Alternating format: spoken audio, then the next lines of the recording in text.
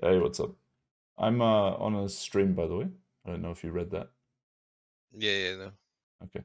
So, don't talk about dildos and shit on this event, if you don't mind. Oh, yeah, yeah. I won't talk about dildos. Thanks. So what's good, man? Are you jelly about the action? It's looking nice. Or did you play a session earlier? Wait, so is this? Are we on stream right now? Yes. You want to Got keep all your thoughts to yourself, do you? Just use some it. tricky wording, bro, you know? Tricky wording. Yeah. Play the game within the game. Got it. Okay. Compliment all fish regs. And I thought about it. Like, do I whale whisper? And Nah, I think you just say whatever you say want. people, There's so much ego involved anyway. Like people will say, he's just a retard fish," you know? people are pretty fucking bad. That's Good, what I think. good. I'm gonna ask the chat. Try to figure out who this player is on the call, based on what he says, and we'll see. Yeah, We'll see if they get it right. Oh, you've been snapped off actually, but maybe this guy knows you. So anyway, yeah, he knows me. fucking cheater. Did I guess maybe that topic of the scammer will leave for a private conversation because there's no point fighting or whatever. Sure. But everything else is on the cards. Maybe let's start with did you play a session with these guys just now, or what did you do today? Yeah, yeah. Owen's actually paying me one big wine per 100 to not be on the tables. Oh my god, that's great. So you're sitting back, feet up, enjoying the classic Vegas steak and eggs breakfast. Yeah, I mean, I'm making like $300 an hour right now, just chilling. Not too bad. So, um, Do you he's mad. think He do you doesn't let think you it's guys a sit in do you think it's a good deal, or are you taking a little pay cut just to enjoy relaxing? I'm taking. Oh, definitely taking a loss. I think on these tables, I'm probably winning. Like, I mean, if it's six-handed, it's a little bit harder, but probably like around like 9 or 10 BBs. It's Strong. unfortunate though. Do you think your opponents will agree with that analysis? I think if they're gonna be honest with themselves, yeah. But who's honest with themselves in poker, bro? Not many I don't people. know. I think a few people are. But I don't know. I think these show tables are really interesting, and the meta develops really, really, really, really fast. You have could you whale whisper a fucking little? Oh, I just gotta. Someone just messaged that to me. I think the show tables are pretty interesting Can we because can we get one attempt at a whale whisper? um I'm just gonna pretend that Rig Deck isn't the best player that's ever played in this event, and could you use him as an example of whale whispering? well, actually, I think Rigged is one of the better players. He just suffers from a little retardation here and there. Wow, But other man, than that, good job, bro. I think he's quite good. I believed you, man. No, I actually, this is not a Wow, joke. wow, you're This really is good at this, huh? this is not a joke. I actually think Rigged is probably one of the most talented players that's playing right Holy now. shit, guys! Give this guy an Oscar. This is incredible. What a performance! it's What not, a it's not. It's not a performance! joke. It's not a joke. It's not a Whale joke. It's genuine. whispering. Congratulations, man. You've done a good job.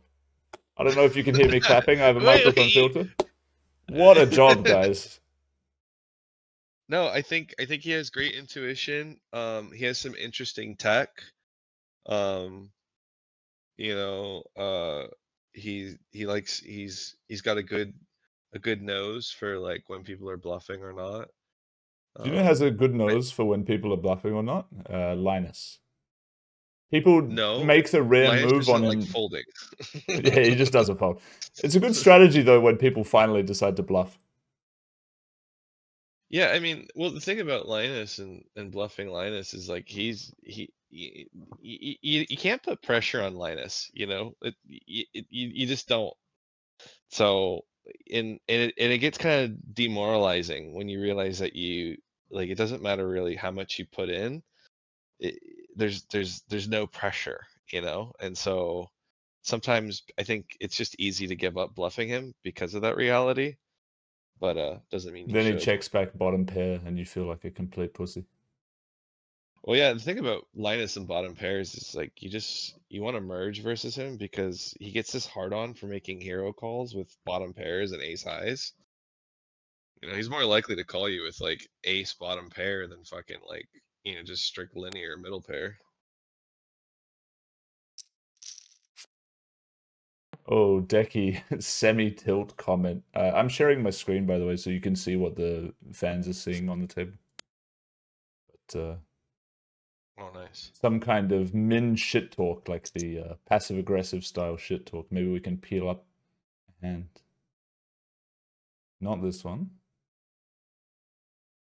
It'll be some pot where rig deck wins without showdown, I guess. Ah, or maybe this? No, no. It's some board where Queen Jack is relevant.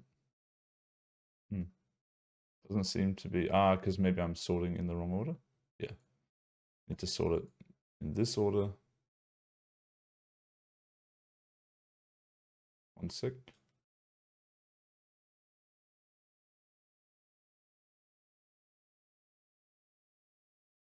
Is it this hand? Never turning Queen Jack into a bluff there. Queen Jack. Maybe he asks him.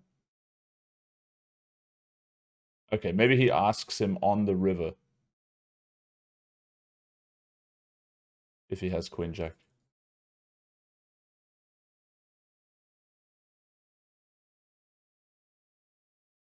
Maybe he asks him before calling. No, that doesn't make sense. I don't know. I don't really understand the comment. Unless there's a hand before this. Who knows? Who knows? Yeah. All right, give it up. Who do you think the best player is? I mean, I assume it's Linus, but I'm very out of touch with Hold'em. He has Okay, started if it's strong. not Linus, who do you think it is? I don't know. Like, I don't know anything about how you play, for example, but I know that you play reg battles with the other two dudes that will do it. Like you, Linus, Jarsam, and Davey. I heard that Davey is like on the up, like doing pretty well, and I heard that Jarsam is like on more of a downswing at the moment. That's really the only information I have, all secondhand. Yeah, it's pretty accurate. I think Linus is pretty good. I think Linus is very good. I think Linus is really, really, really good. Are you It's funny doing the because whale sometimes he whispering doesn't thing play again? bad. Because it's very hard for me to tell here. I mean, I enjoy playing Linus, but you know, with him, it's like it's always war. You know, I can run over everyone else. You know, but Linus, you know, you go to war and he's happy to fight back, man. He's happy to fight back. What? How Yeah. about this, Decky Kun? Do a little whale whispering over there. You know, the one thing I hate about him, and I hated about him, I hate this about Decky, is he tanks like a motherfucker. Jesus Christ, he's the slowest player alive. This is not very good whale whispering. Um, But you know, you got to go shit he's sandwich. You got to but. I mean, he's if I had to choose a guy that I think without, you know, before any results, I would probably choose Decky as the most likely to win it because he's really, really fucking good, but he also doesn't have any honor and doesn't reg battle. So he's going to table select and he's good. So he's probably like most likely to win just based off that. You think he won't play like 3-4 max with you, Linus, etc.? I'm just saying that, like, you know, historically he just seems to shy away from tougher tables, but he's scary accurate, and I really haven't seen anything from him that wasn't good. This time, I'm actually not sure if you're whale whispering a little bit. I think you're not again, but you could have me this time. What do you got? Do you have it? Yeah, I'm not whale whispering. I think Decky's a really strong player. God damn. All right, I need to get a different cut. How about Stefan? That guy's shit. Yeah, okay. You're not very good at the Yeah. whale whispering thing. That's fine. I'm also terrible at it. It's not a Uh, skill you want to have, being good at lying about stuff. I can whale whisper when I need to, but I mean, who cares, man? Stefan's bad. He's washed up. It would have been nice to battle him back in the day, but he seems to have no money. Well, do you know the story, right? Like he had his whole role stolen. You know, it was on like I mean, one crypto wallet. I don't know if I believe that. I think he degened it off and Doing just didn't what want to though? tell the truth. I don't know. There's a million things. And I You don't could know. It's not degen it that off in crypto. You could degen it off in gambling. You could be. I mean, how many fucking high stakes heads up matches do you think are happening behind the scenes that you never hear about? You probably lost like a couple million to someone, never told anyone. That shit happens all the time. Fuck, man, I lost like 2 million to Kahan. I don't tell anyone that. Who wants? I don't want people to know that. That's embarrassing. I like Kahan. He's someone that is there. He doesn't give a fuck. He wants to play some poker. He likes poker. I hate that guy. I hate that guy so much. But yeah, I will give that to him. He's willing to battle just about anybody, and I respect it. I He also tried plays to lots of game formats. He plays Plo and Plo 5 and shit as well.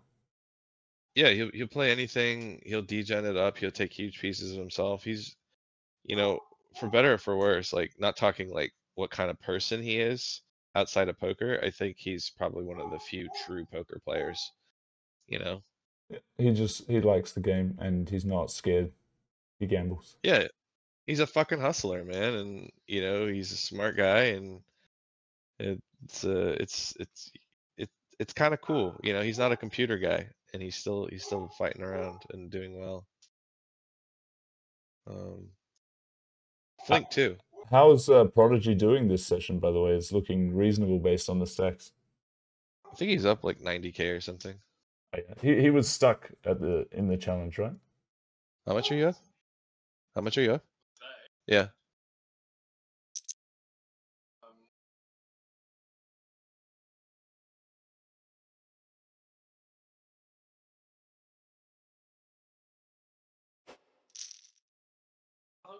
He's up 100K. Oh, yeah. Yeah. All right. We also have that issue of the hole cards, man. So I'll just preface it a little bit, explain to the fans kind of what's going on. Obviously, they'll be on Team Show the fucking hole cards, but you can represent the players and your own opinion. So let's try and go back and forth on it. Yeah. So guys, basically, I have this tech dude, and he's making a hand replayer, and we want to make obviously the site, the one benefit they get out of running a rake-free challenge. I mean, you could also argue they gain liquidity, but I don't think that's a metric that they care about as much. As they gain eyes on their platform, they gain people watching the site, watching the social media channels of the site, and they want to grow their social media. They want to gain interaction, and they're hoping that this puts them more in the eyes of the market. So to best do that, I think trying to make the best content that we can out of this challenge would be, it's definitely what the site wants. And I think obviously the fans also want to see the best stuff. So for example, there could be a really crazy bluff that happens in one of these tables. But because it's not a show table, you won't see anyone's hole cards because the guy he goes all in, like min raise all in on the river. Can you hear me? I can hear you. Okay, I got some disconnection issue on the side apparently. But yeah, so say a guy goes all in on the river, the other guy folds. Like if that guy folded a value hand and the dude who shoved had a bluff, like that is an awesome hand. But if you never see any hole cards, it's just a random hand, you don't know what happened. Probably the guy had the nuts and the other guy was bluffing, So Yeah. a lot can be done with access to the hole cards, and that's a current topic of debate with the players because I would like to produce the best content with the replayer that the tech dude is almost finished making now. But some of the players don't want their hands to be shared. It's not fair, blah, blah, blah. There was a bit of fear. People are saying, "Oh, what if people have all this data on us, etc." But that's not going to happen. It's just I would just choose the interesting hands and show those. But yeah, sorry. Maybe I'll let you speak at this point. I don't want to just ramble on too much. I mean, yeah, it'd be more interesting. And if it's the price of admission Well, that's for the issue. fans to be putting I this didn't on. say up front. I think I said something along the lines of the fact that the site can make content with the hands that get played. I think that was more what I said. I didn't say, hey guys, when you sign up, we will need your whole cards to be available to be used for hand history, for hand replayer and content purposes. I didn't, so that's why I'm discussing it. If I'd said that at the start, I wouldn't be having this discussion. I would say, well, I told you already that's going to happen. And just think about it. Here's what bothers me about it. It really shouldn't have to be a conversation.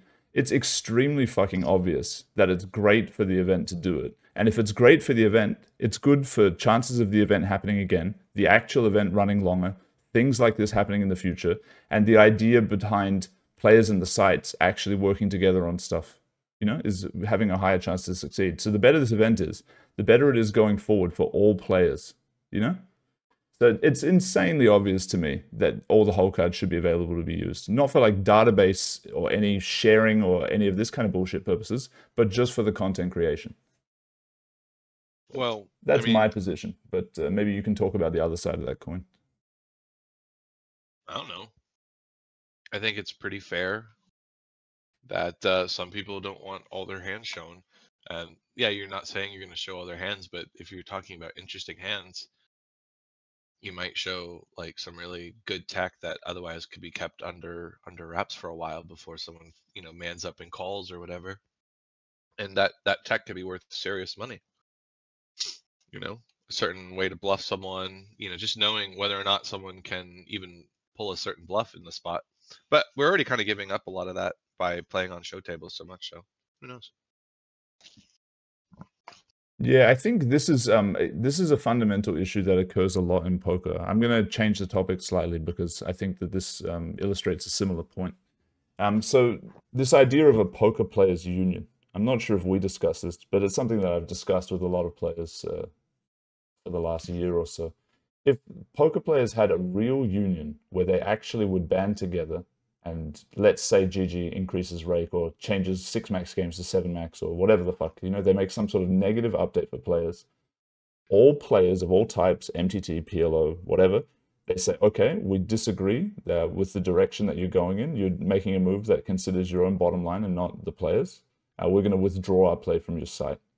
And even if not everyone did that, even if only 30% of the people in a full size union, like with all of the players, decided to do that, it would have a drastic bottom line impact, And the players would probably end up getting a negotiation in their favor. So the players would be strong. But the cost of that would be the 30% of the people who actually had the ethics to do what they felt like is right, they're making a sacrifice to get a good result. And to flip back to the current situation, you're totally right. There could be some super interesting bluff, or there could be like a guy that everybody thinks just does not have moves in this spot, but actually he bluffs like multiple times for this river jam or whatever the fuck. And now he's being exposed, for this play. And he thinks, well, this is bullshit. There's my EV. That's my EV.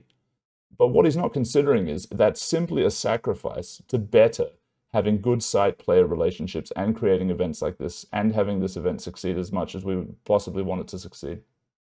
And that's a sacrifice I think every single player, especially you guys who are smart and playing this event and understand a bit more about the dynamics of trying to work with a site, you guys should all be in on this. So I'm going to do nothing but shill my side. I think it's absolutely the correct side. But the reason I want to talk to everyone about the topic is because I would rather they just understood my point and then changed their mind and agreed.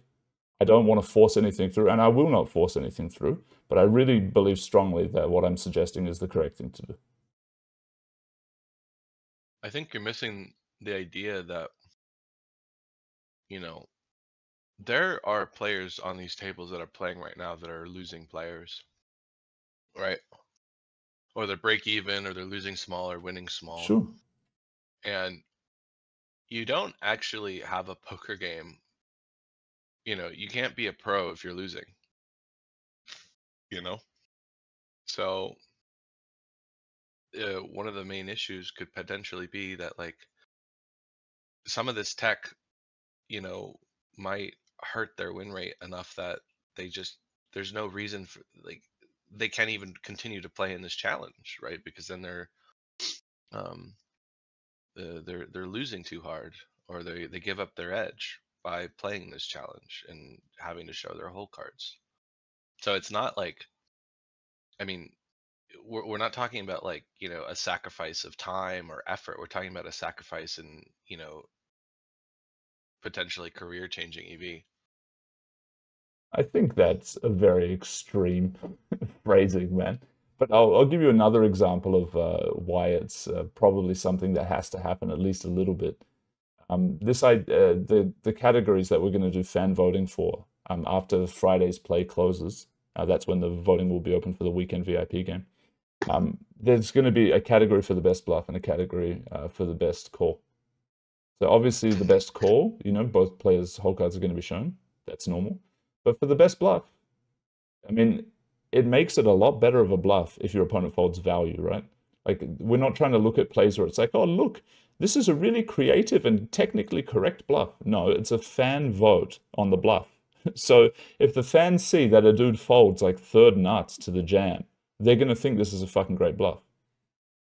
Are we not showing cards for these? Are we never knowing what the actual good bluffs were for the fucking event? What's the point of that category then? Because that is something that was already on the table, this category. So to me, there's an implication that the whole cards are going to be used for that. Or are you suggesting it's more like players can choose to submit their bluffs, and that's it? You can only use submission. I feel like we're talking, cross points here. I'm not disagreeing that there's a lot of benefits to having access to whole cards for fan engagement or site engagement, or as a sacrifice to encourage sites to go along with our wishes as regs.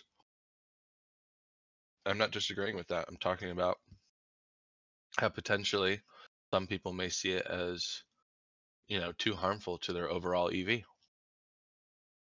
What do you think the best solution is to this problem?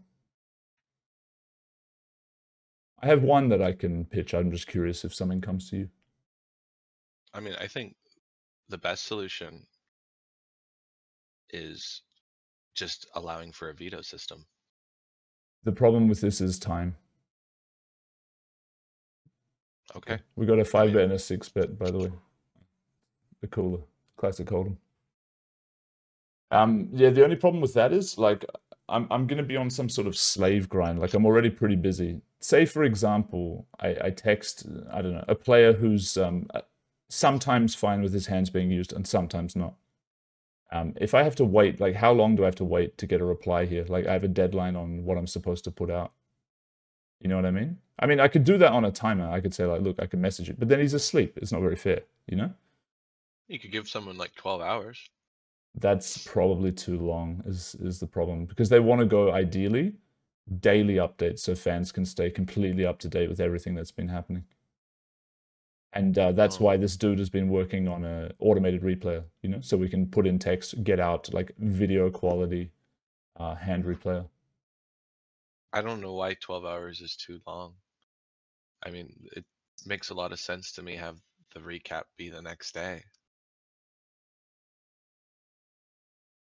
Okay, well, it's something to consider. I think another thing that would work is also some players are fine, you can use any of their whole cards. They say that, then I don't have to spend the time going back and forth with them. Maybe some players are individual, they want to have an input or a veto. The problem with this is then some people are going to say, well, I don't want any of my whole cards being used, or it's minus EV, And I think, I also thought about this. I think if somebody is like that, then the solution is to also punish and to say, well, okay, that's fine, but then I'm also not going to use lots of your hands in general. You know what I mean? So for people that are willing to just have their whole card shown and don't make a problem with it, maybe I'll prioritize some of the hands that they play if it's closer in terms of which hand is interesting, and I have to put out 10 hands, let's say. What Oh, do you you mean for what the what do you think? VIP game? No, just content in general. Well, how is it a punishment to not use someone's hands? So say for example, CD9K is playing because he wants to make a name for himself, but he doesn't want his whole cards to be exposed in spots where they're not normally shown.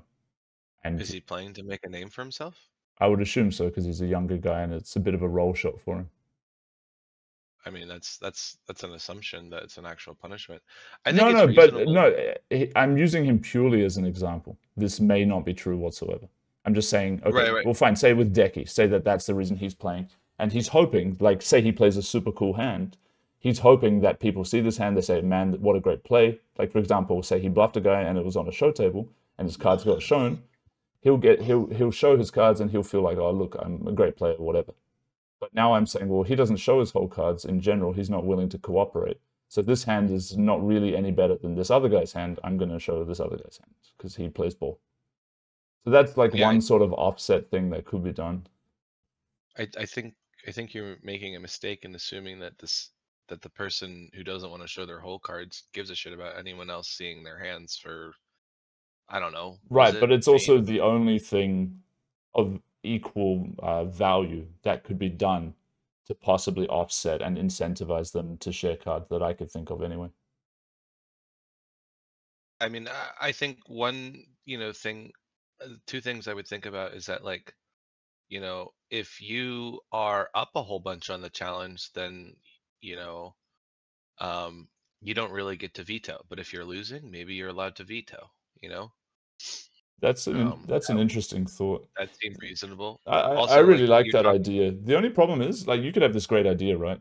But then one dude is like, I disagree with that idea. And now it's very hard to go unanimous. And I don't want to force anything. So, well, actually, I think it's okay to force some things. I think you talk with enough people, you try and respect enough opinions, and then at a certain point you got to draw the line in the sand. And you know if you did a good enough job in respecting people's opinions, then it shouldn't hurt too much. yeah, You're not gonna, I hope it if you doesn't talk come to out. that. I hope we can just find something that's all good. Like, so maybe for the people who didn't want the cards to be shared, they'll make some exceptions. And maybe some people understand that the reason that we're doing this is just to try and make the event even better, which is good. Like, maybe you would say if they're winning, it's good, and if they're losing, it's not good. But say you're the best player or one of the best players in this event. For you, the event going well is good for you. It means that next year you could be sitting here doing the same thing, a month of Exactly. grinding at decent stakes. That's why I suggested, the winners versus the losers. Yep. um I but think it's I honestly really smart, but the problem is a lot of people they don't want to have a conversation like that that they're a long-term losing player in this lineup, right? Regardless of well, it possibly being true. we don't have to say that. We could just talk about what the results are, and I Yeah. think that that's probably close enough. um but also, what was I going to say? I think you also make a good point. If we could tie in potentially showing hands with your likelihood of getting into the VIP game, which is, why a lot of people are playing, you could also incentivize that. So, for example, like, you talked about how the bluff showing category, well, if you want to be eligible for that, you need to show both. You need to show your whole cards. You know what I mean? Um, so, like, being eligible for certain Yeah, no, the categories. problem with that is it wasn't stated up front and it feels like a little swindle, like I'm going back on what was initially suggested, which I don't want to do. Well, no, because you did say, sickest bluff, and you can't have the sickest bluff without seeing both people's whole cards, Yeah, right? yeah. I mean, that's nuts. I wish this solve was just easier, bro.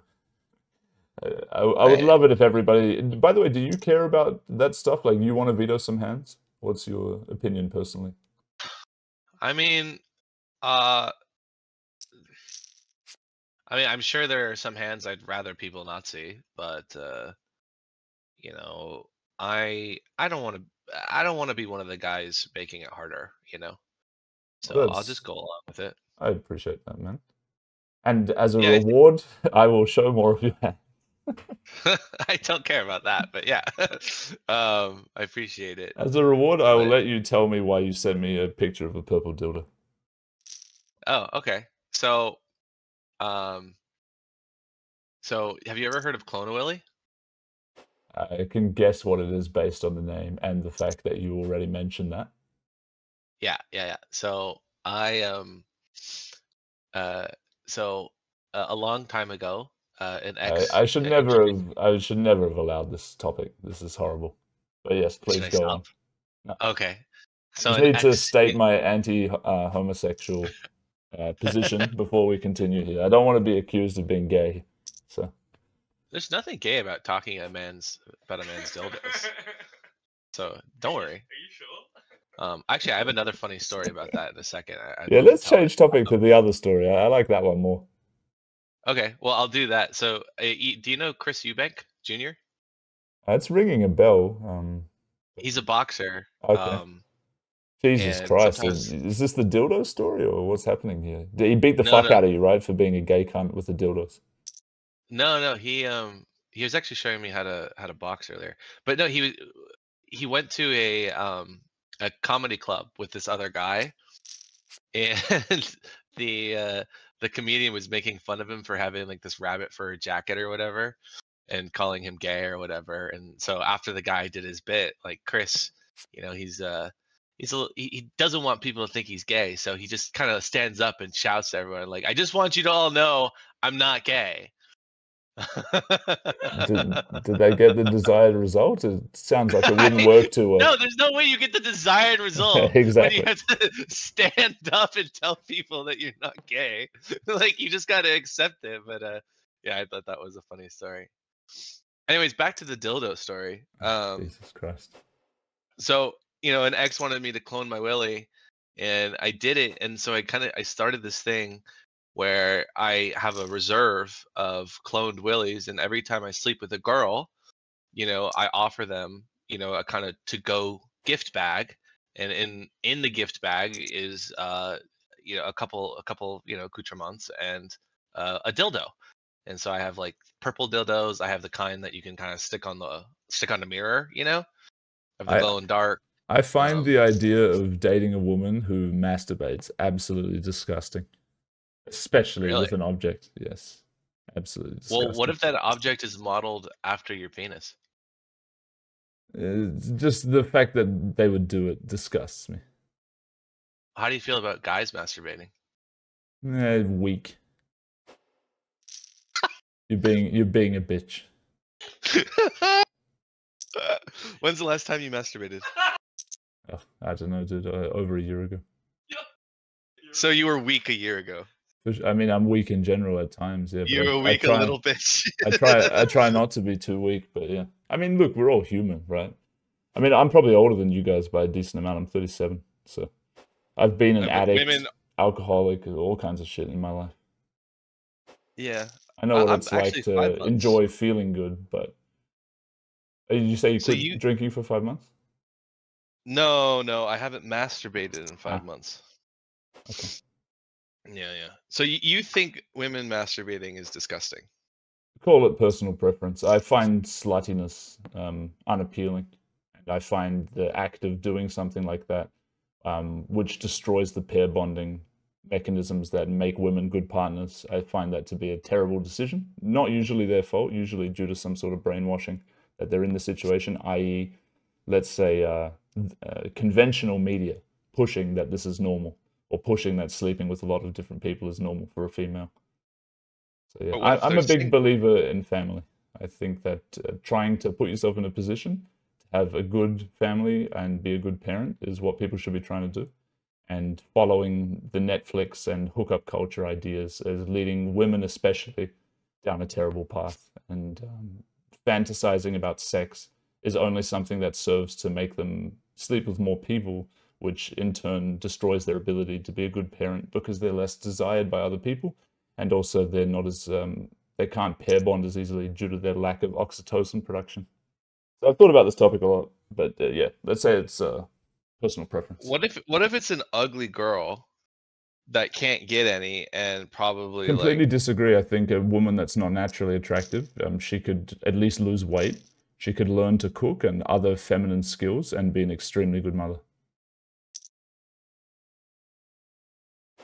so you think masturbation just gets in the way of all that? I think it promotes thoughts that don't help the direction of being a good mother and part of a family, and that's the problem. That's one of the reasons it's pushed in the school system, that it's good and normal, and they educate children earlier and earlier these days in such topics, which is absolutely ridiculous, and a bunch of people should be killed over. It sounds like you're suggesting that women are only good for being moms. I'm suggesting that family is of the utmost importance, and from a female perspective, obviously, a lot of that has to do with the care of children. From a male perspective, it has to do with not being a fucking loser, pussy bitch, and setting a good role for your children. So that's the situation I'm currently in at the moment, trying not to be a pussy ass bitch and be a good parent. So I'm applying it to both different genders, but in a different way. There is expectation. You should be trying to be a good parent, whether it's father or mother, not important. What if you don't want to be a parent? What if you don't want kids? Then I suggest that you should learn how to use a gun, and you should find some of the people who corrupt the world, and you should attempt to assassinate them. And if you're killed in the process, it's not a loss because you're not a parent. So you don't believe in just living and let live? You have to have a family and you have to be contributing to something? No, I think that on a societal level, we have huge infrastructure issues where all of the power is in the hands of a few, and they seek to give us less and less freedom until there's nothing left for the next generations, which will be our children if you plan on having children. And even if you don't plan on having children, you should care about the state of your fellow man. I think, especially as men, we have an obligation to care about this topic. So if you really don't plan on having children, I would suggest assassin. It's the only valuable thing to do. That seems extreme. Why can't Well, I we know a lot just, more about the state chill? of the world than you probably do, but it's not something we can discuss on a stream. If you're interested in it, I can discuss it with you privately, though. Got it. So that topic started with masturbation. Yeah, but I got you away from it pretty well, huh? Yeah, I suppose you It would did. it would feel pretty pointless to go back to it now, you could say. Sure. Anyway, but yeah, I'm down the path, bro. I've been on the path for a while, so Yeah. this is what it looks like. I'm not at the end of the road, but I'm somewhere in the middle. It Got it. changes your outlook on everything. And funnily enough, I did a short interview with Stefan the other night, and I wouldn't say we broached these topics, but spirituality, I guess, is more his cup of tea. But it's somewhat similar to these type of thoughts about something more, than, let's say, money and women and whatever else makes you feel good. As a lot of what age are you, bro? 30 or something? I'm 26. 26. Jesus, yeah, it's a nice time. Can't Yeah, go wrong, it's bro. chill. In the 20s, can't go wrong. But when you get 30 and shit, make sure you start putting it all together. Well, I guess that's kind of my point. Is like, sure, family is important, but why can't we enjoy life a little bit until our 30s and then be a good Yeah, you father? can, but you're just wasting time. Like I did that too. But now that I'm here, I would say, it would have been better not to waste so much time. Because I was drinking like I was 19 for 13 years or some shit like that, like just getting trashed every day. Well, not trashed because, you develop an alcohol resistance. But I was drinking 10 beers most days, something like that. Got it. That seems extreme. Yeah, well, in Australia, people drink a bit, And when you got free time and money and shit, what do? You just hang out with people, drink, play some sport, maybe go hook up with some chicks, that's about it. But if you do it every day for 10 years, you're probably an alcoholic at that point. I've got a lot of free time and money, and I just play pickleball and go on my boat. Yeah, it's good. But Yeah. at some point, you may want to accomplish more, than just relax and enjoy. And I think for me, that's tied a little bit into realizing you want to have kids.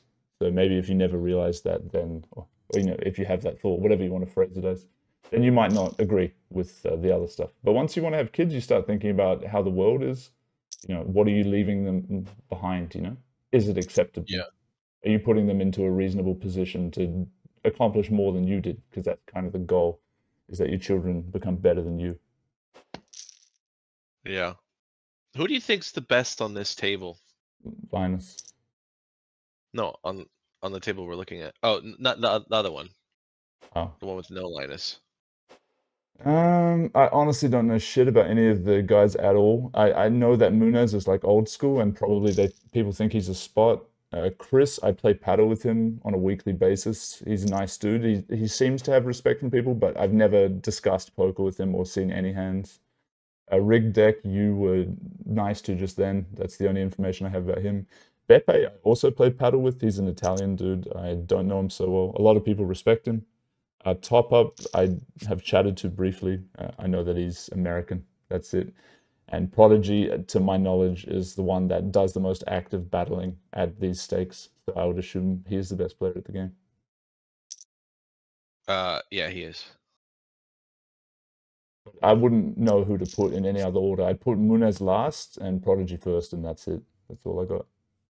I think I would go Prodigy, uh, and then chop the rest. It'd probably go Prodigy, Beppe, um, yeah, Prodigy and Beppe, and then the rest are all. I don't. I can't pick them out.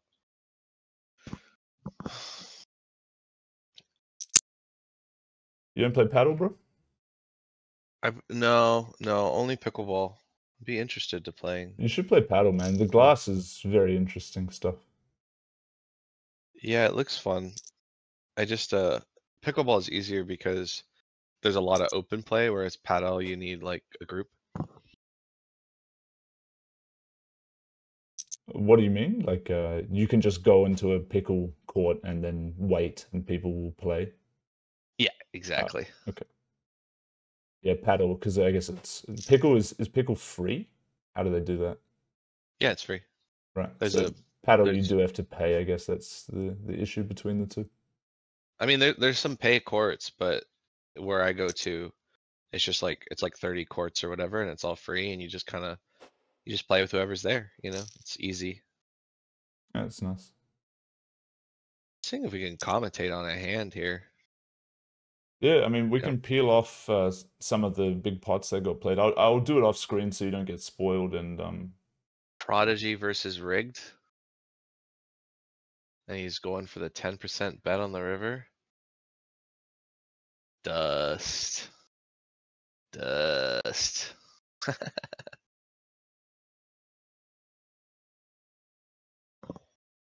I'll try and peel off a hand. I've got 5 tables up, so okay. This I guess is something. So we got a little hand here. Okay. Button 2.5, small blind 10. Let's tangent off again as we like to do here and discuss small blind 3-bet sizing against button. These days I see a lot more large 3-betting. Like when I was quitting Hold'em, it was a bit of a thing at this point to be like 3-betting from big blind to like 15 BB and shit. And 3-betting to 12 BB over like a 2.3, 2.5 open was also quite standard. What's the state of the game with these sizings, and is this 1K sizing like unplayable, or like is there anything? Give me some thoughts on the sizing situation.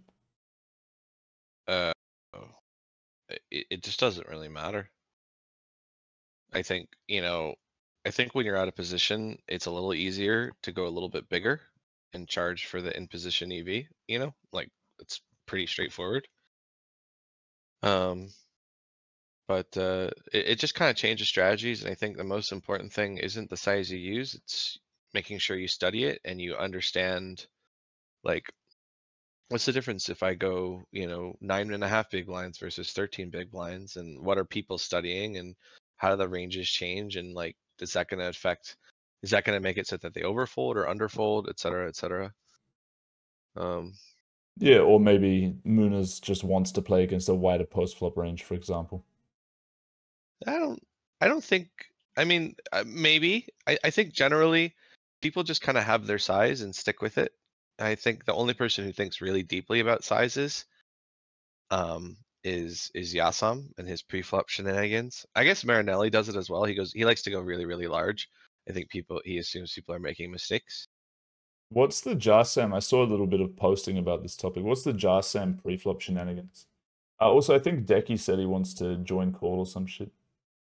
I'll bring him in. Yeah, no, Yasam has I'll just check. he does like 5 big blind open in the small blind, 3.5 on the button, and then like he likes to 3-bet out of position really small. Like he'll go to like 8.5 big blinds or something. And then his strategy is to go like really big or really small on the flop generally. Oh, and then BVB he 3-bets to 7.5 big blinds, which is obviously also really small. So just, Interesting. stuff that Yeah, Decky was saying he doesn't want to play if there's pre-flop funny business. I mean, I don't really know if he's giving up EV, in theory, like theory EV. But yeah, forcing people to play something they don't play as often. This is quite common Yeah. strategy in PLO, by the way. Like I use a pre-flop raise size that other people don't because they're not going to know the defend differences. I need to send you a friend request, by the way, to add anyone else to the call. Okay. Please accept. Okay. I accept it. Can you hear me? I can hear you. Okay. I think it just restarted the call, and now Decky's getting called too, or some shit. Mm-hmm.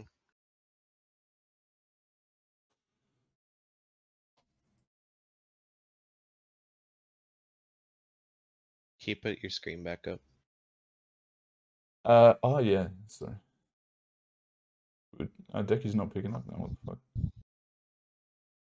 What's up, Decky? Oh, hello. What's going on, man? You're just in time to review your own hand, so no spoilers. Llama's taking us through the action. 10 BB, yeah. 10 BB 1 3-bet. second. Okay, give you a sec. Yeah. How deep are they? We'll find out on the flop. The replayer doesn't want to help us at this point. I guess we'll see the flop. There's not too many spoilers here. So one buy-in to start the hand. 4-5-5 two-tone. I think generally we see a lot of people range bet this. I think you can play a split though pretty comfortably. And I personally wouldn't range bet this board. Especially when you go a little bit smaller. Yeah, same. There are some hands that are just so dead that they lose so much EV by betting you just pure check fold. Like Jack 9 of diamonds and stuff. What Decky said. By the way, I'm still playing 4 tables, but I'm leaving in a few minutes. Now that Linus comes, you leave, huh? Yeah, it's funny. I every time Linus comes, I kind of end up leaving. You have to go to the toilet and walk the dog. Right? Did I not say that? That Decky is the most likely to win because he's good but has no fucking honor in table selects. I mean, yeah, I don't think I table select. I only don't play like the top 3 guys, 3-4-handed, and that's it. Who's the top 3 guys? Go. You, Davey, Jassam, and Linus. That's you putting Yasam in the same bucket as me and Linus? That's an insult. Okay, yeah, I don't know. All right, guys, let's move on. Let's look at this hand. So Munez 3-bets Udeki. Llama, Rock's telling me to shut up. Sorry. Okay, yeah. I would play a split on this board. I do quarter and 70. I always like playing towards like those vulnerable overpairs, and you can mix in like some comfortable like club X type holdings. And if I were to check raise, I guess it doesn't really matter so much button big blind, but Yeah, I won't talk about that one. That one doesn't matter. A button small blind. Right. So what Yeah, but we see Halfingtons from Muniz, and probably a peel from Decky.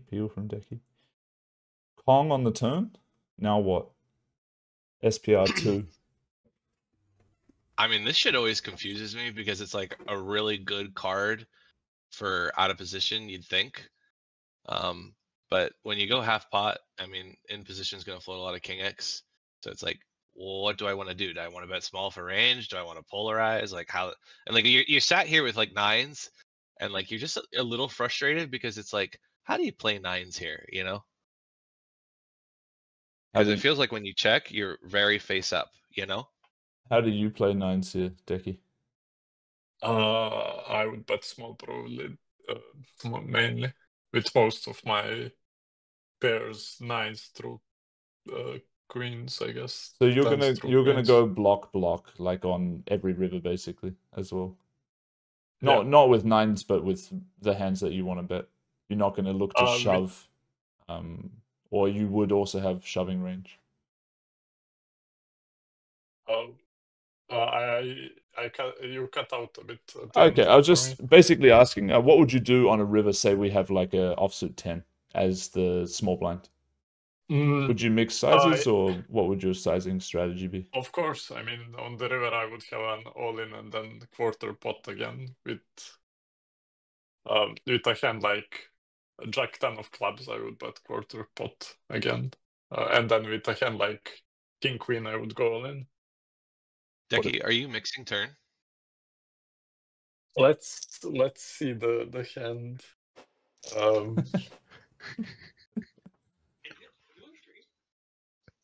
Why don't you explain that a bit more, Llama? I'm a bit washed. Tell an old man what you're talking about. No, I can't. I'm being dumb. Sorry. All right, we'll move on. So anyway, on the turn, what does Muniz do? He's going to third, and Decky's going to peel a second time. Oh no, you're going to min raise. You're enjoying these plays recently, Decky. Yes. So will you have 4-6 suited this time though? That's the question. No, but I will have a king or a bluff. A low equity bluff. Or yeah.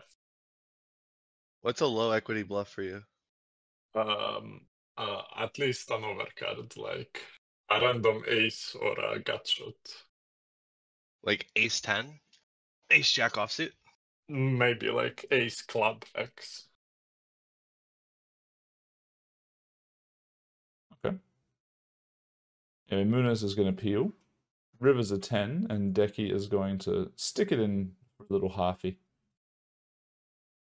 What would you do here with jacks, Mr. Llama? Well, I'd be pretty scared. I don't know. What are the blockers? The blockers. I feel like they're neutral, right? Jack of hearts, jack of clubs. They're bad for both reasons. Good for both reasons. I think I usually let like the first one go, especially when the 10 comes in on the river. Because they're going to have more checkbacks, you mean? Yeah, I usually, if I have jacks here, I think, you know, I think I usually just I'd probably let it go a lot. And then like queens, I probably just call a lot. Okay. So you find it pretty neutral, such a hand, queens or jacks in this spot? Well, no, queens I would call and jacks I'd probably fold. What's the logic there? I think queens is blocking more of the value range and less of the bluff range. Okay. But Decky, would you have a different raise frequency with King Jack or King Queen? In different positions, yes, I would raise King Queen more, but in these, I think about the same, right? Yeah, so maybe both the same. But maybe obviously, I raise more King Queen than I would like King 10. Well, I would expect you to have more King Queen in general, like in this spot, because you're going to be 4-bet bluffing some King Jack off. Yeah. And you're not 4-bet bluffing King Queen off. And yeah. Does King And Jack then- offsuit call a 10 BB 3-bet? Out of interest? Yes, in reg 3. Yeah, so you call all 4-bet King Jack off, and you pure call King Queen off. You never 4-bet. I would forward it as well, but less. Okay, so technically, bit what less. Llama is saying is correct. That Queens is better. Yeah. Okay. And he's more likely to bluff ace jack off than ace queen off on the turn, I think. Makes sense. More But- showdown. Okay. Well, anyway, Decky runs bad. It's runs into the TT. The double tits. That's in. Unlucky.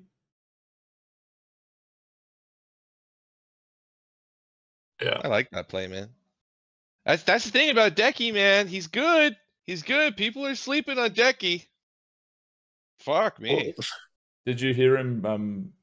What was it called again? Whale whispering. Yeah. Did you hear him whale whispering about you before, Decky? He said that I have no honor, and right. Yeah. Yeah. He didn't do a good job with the whale whispering. It was unfortunate. No, I think Decky. I think Decky is like easily top 3. Just doesn't fight for it. Man, I'm not bad. Nah, man, you're every time I see a hand from you, it's good shit. It's accurate. You're Yeah, good. but I don't have the moves. It's just like You have the simple. moves. I've seen some sick fucking move. You just pull the move.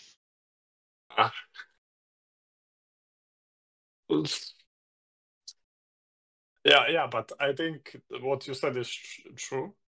I'm kind of likelier to win because I'm gonna like play more of these lineups with some guys and less with some other guys. But yeah. Yeah, I nailed you. I wasn't being rude. You're really good. You lack honor.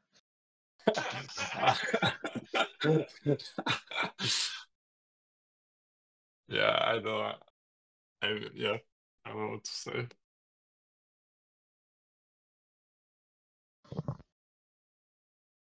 What do you think, Cocky? About the Decky honor spot?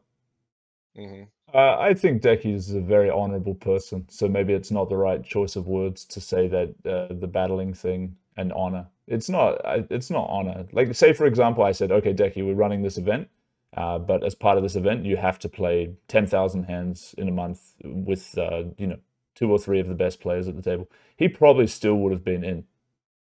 No, I mean, if it's 6 max, I'm not in if it's only me, Linus, and Davey. I played last night with just Sam and that 3-handed, but I wouldn't with like just Sam and Davey. That's rough, man. Duddy's not gonna take too well to that, bro. You might have to do some whale whispering to make up for it. I mean, obviously, Dad is a elite player, but he's like top 10, not top 3, so... Duddy catching strays over here. I mean, I don't think it's yeah. Where would you rank yourself, Decky? I honestly have no idea. I've been like AFK for 2 months before this event, so I don't know. Maybe before that, maybe top 20, and I don't know where in top 20. Yeah. I think you're probably like 6 or 7 at least. Top 7 for sure. Thank you. Rig number 1 though. Let's go. No, what do you think about my read on Rig? That Rigged is actually like a very talented, like natural player. He just has too much fuck around in him.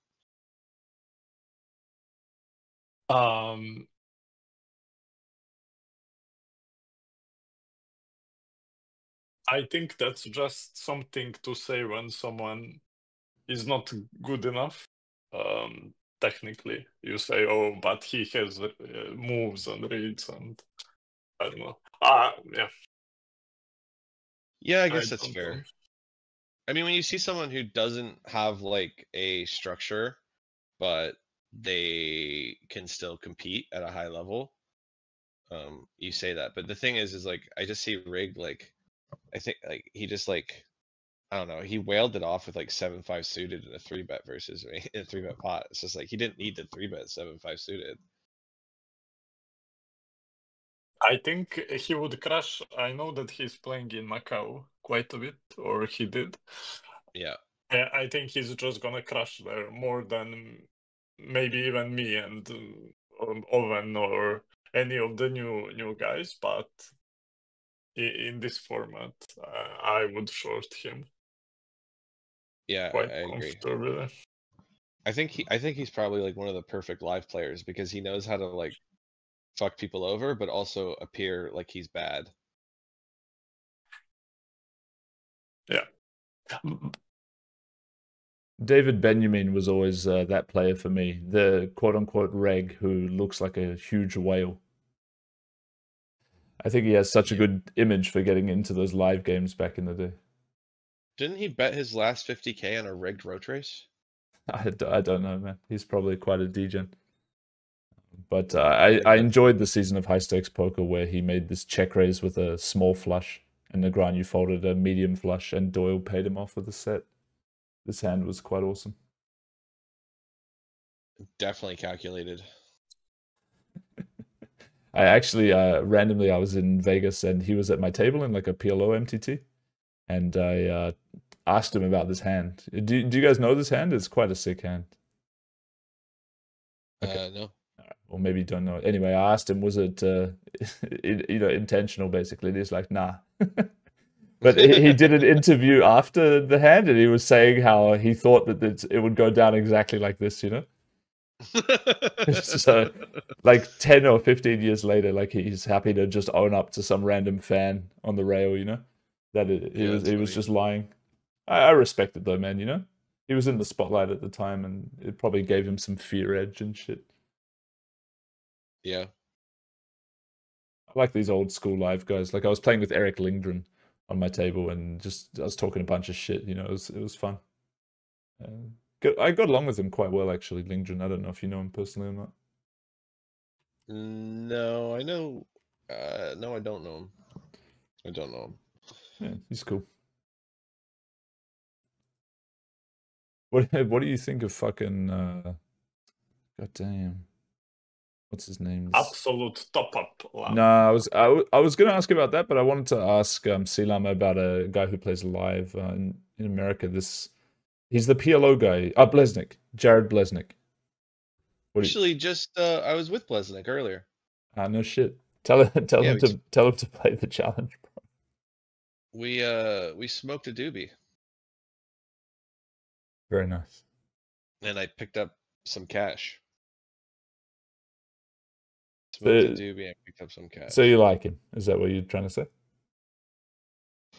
I mean, he's a character, man. He's a character. He feels like he came out of the movie Dude, Where's My Car? And he keeps fucking people up, I don't know. I have a lot of respect for these guys that like kind of straddle the new school and the old school and still fuck people up. Like that shit's fun. Like that to me, like you got like the Deckies and the Betbays of the world, and then you got these like like old school like fucking hustlers, and I like the hustlers, man. I like the hustlers, the grimy, the slightly dishonorable. Fucking, I love them. I love them. Yes, those are my people. I got drawers lines. Yes. You got bluff through? Yeah. Sorry to cut you off. On show table, I agree. or I also like the guys like Kaihan and but I think the world, especially the poker world, is a bit too rough to be like that nowadays. I mean, I kind of do it. Yeah, but you are also you are also somehow good. Somehow good. Thanks, buddy. I mean, it's weird to me. You just showed up and you are one of the top guys, so that's why it's weird. Ooh, I've been around for a while. That's a call out. No, but computer you just check for rolls. Computer check. No. Computer check. I'm the last guy that needs a fucking computer check. No, but you just showed up to ACR battles and crushed, right? That doesn't happen much. Yeah, so a little backstory on me. I'm a live reg, but I've been playing on Ignition for a very long time. And so that was anonymous and no one really gave a shit about us. And in fact, Absolute Top Up and I were pretty good friends. We're still good friends, but we were very close. And we would talk a lot of strategy, playing 2K and 500 Zone on Iggy. Like 2-3 years ago. There's actually the first time I kind of came on the radar was this coach challenged me to a win rate prop at 500Z for 100,000 hands, and I got like 8 or 9 bigs, all confirmed, and he had 3 bigs, so I won. Who was the coach? Have you heard of Zenith Poker? Rings a bell, yeah. It was Thomas Pinnock, head coach for Zenith. Was this guy involved in some other weird thing with like a heads up thing and somebody fucked somebody over and there's a guy called Yes. Going Into the Paint or whatever? Yeah, going hard into the paint versus Brown. Right. There was some drama about that where he ended up being the coach for paint versus Brown, but Thomas had previously coached Brown and apparently used his database from when he had coached to help coach paint. Decky thinking about a big decision here. What do you got, Decky? Yeah, what do you got, Decky? I won't don't say anything to the llama, yeah.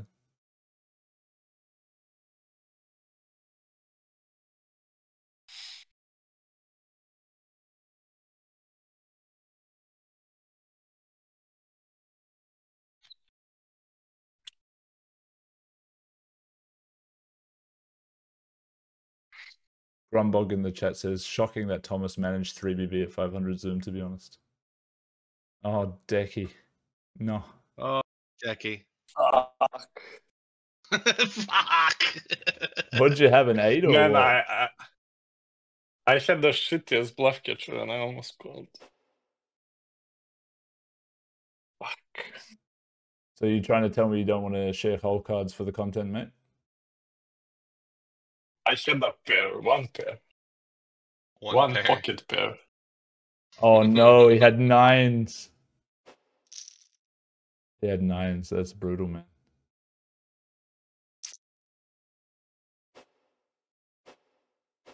You've killed the buzz now with that fold, Decky. You're supposed to keep the good vibes rolling. But I can respect a man who has discipline in a moment like this, because I think if me or Llama were you in this spot, we would absolutely call to look like a boss while we're having the conversation. We wouldn't be able to manage a fold. Well, I mean, on the show table, it's rough though, right? You know, everyone's having a good time. The chat's enjoying things. You fold the river, he shows you a fucking dirty pair of 4s. You know? Now you instantly go down in the power rankings, at least a couple of positions. Tough image beating. Yeah. Stream morale would have been at an all-time high, Mork says in the chat, if the call was made. It's true. I think your only option is a sad rage quit at this point, Decky, and then bemoan the losses. Maybe a few bad beat stories for the stream. I don't have any bad beat stories. Just you should get some, bro. Sun run. Are you having a good sesh? No, but in general, Bitcoin 6 figures can't complain. I like your attitude.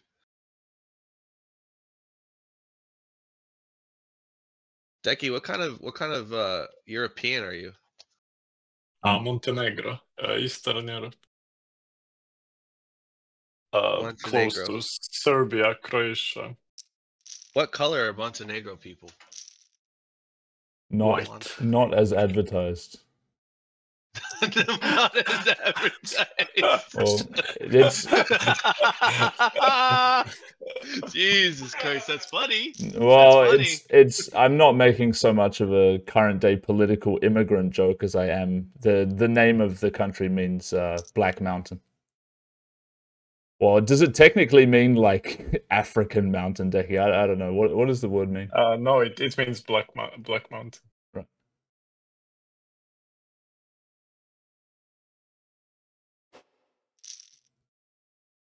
So a little reverse racism for a change.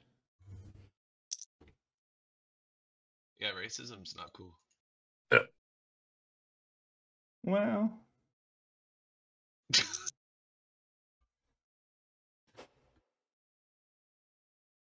Do you live in Montenegro? Yes. Do you like it? Yes, but I'm gonna move to Austria for. hey, how's that going, bro? It's going. Everything is on track for that. I will know in a month. For tax and legal reasons. You gonna have to go with the shitty apartment thing, or? Not sure yet. We'll know in a few days. Are you married? No. What's your turn reopen size?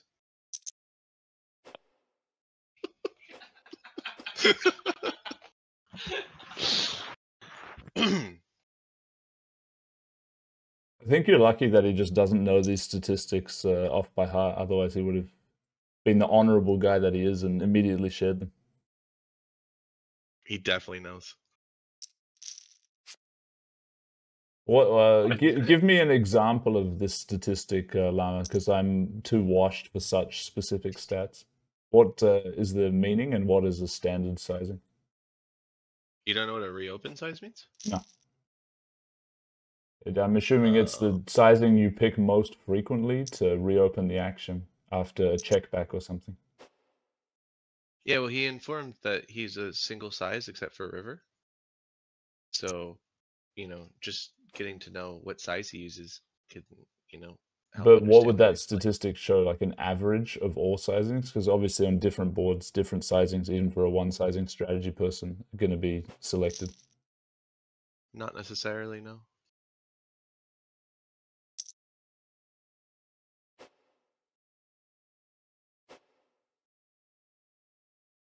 But I mean, don't you have the information you need anyway? Because you can just see him reopen a turn or whatever. Yeah, if I was paying attention, I could, or I could, I don't know, data mine him, which I don't do.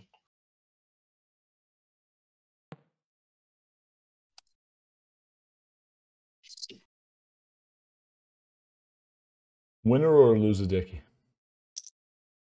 I'm down like a few binds. Decky, we were also talking a bit about the whole card situation. Have you had a thought about that? What do you think, if so?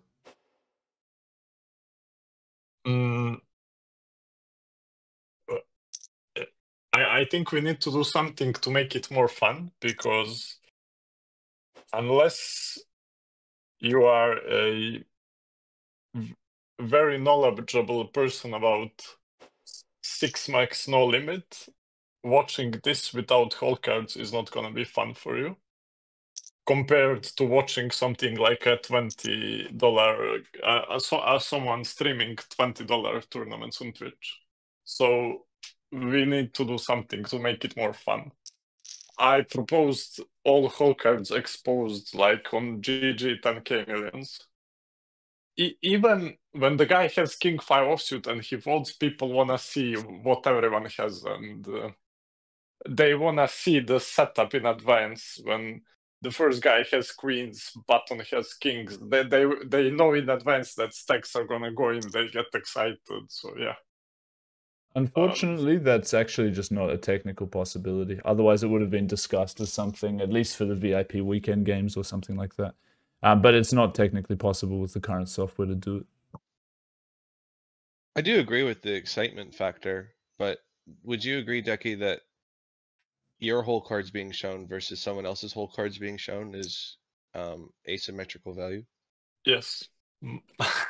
My whole cards were not worth so much. No, they aren't. But yeah, I mean that's just like a you problem, right? If you play a strategy where people can see your whole cards and your whole edge disappears, then I don't know. Actually not concerned about myself. Personally, I'm happy to let other people see my cards. I don't care. I'm more thinking about the weaker players that also aren't regimented players like you, who could lose significant EV. And I think one of the most important things, not naming any names, is actually having weaker regs at the table. It's not the VIP game. It's not coin allowing this to run. It's making it so that it's just not the top 5 battling. We also have some people taking real shots that aren't going to get killed by having their whole cards being shown. You know, I think it'd be much more reasonable if it was like the biggest winners or like the top regs having their whole card shown, as a way to give back to players who are slightly worse. What do you think about that? But what's the incentive for Linus to show his cards? I think not. Or just some, especially with his like weird stuff. Well, the incentive is like we need some whole cards, right? And if you're a winning player, you're a top reg, then you're expected to show your whole cards or you're not invited. Otherwise, Linus doesn't have a seat. I don't have a seat. You don't have a seat. Whatever. Yeah, I would like us to make it a bit more fun. I'm just not sure that's the way. I think if Stefan were to stream the game, that would be super fun. If he was to stream with his whole cards open, that would be, and if he should obviously get compensated for that. How about I stream with my whole cards open and you guys compensate me? You guys as in coin or us? However you suggest. I'm in if coin is in. Cool. I'll show my whole cards. You guys, and you can watch me doing lines of cocaine. Like, that's fine. It'll be fun.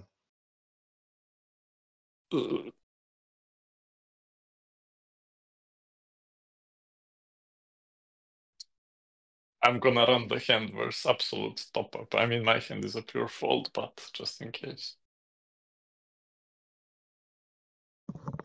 It was Yeah, 8-3-3 turn ace. Yeah, 8-2-2, but yeah, same thing. It was 8-2-2. Check out this hand, by the way, guys. Random hand here. Also, what's your read on Linus? Does he allow all whole card use, case by case, or what's your read on him? You know, Linus is an interesting guy. I like him. I actually don't know. I think if you were to structure the argument towards him that it's for the continuation of the game and whatnot, he'll be in. If you just asked him to see his whole cards, he wouldn't be in. I know we have a thing going on where when we play heads up, we share 1 or 2 hands, showdowns. We swap them, so he's not a stranger to it.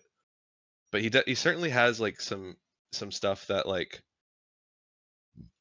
you know, gives information. Let me say, you know, like Yeah, we were talking about how Decky doesn't really have hands that give information. Linus has hands that give information.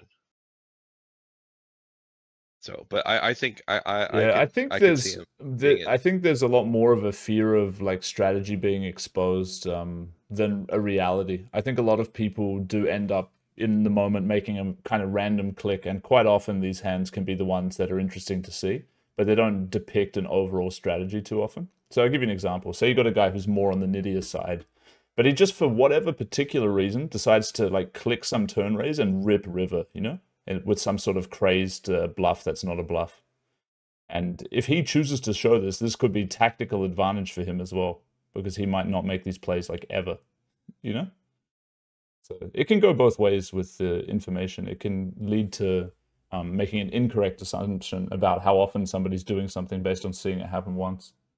And I don't think people are actually going to lose. Like, I streamed a lot in my poker career. I didn't feel like I got exploited, you know? by sharing 100% of my information. But you know, could also be perspective, could just be wrong.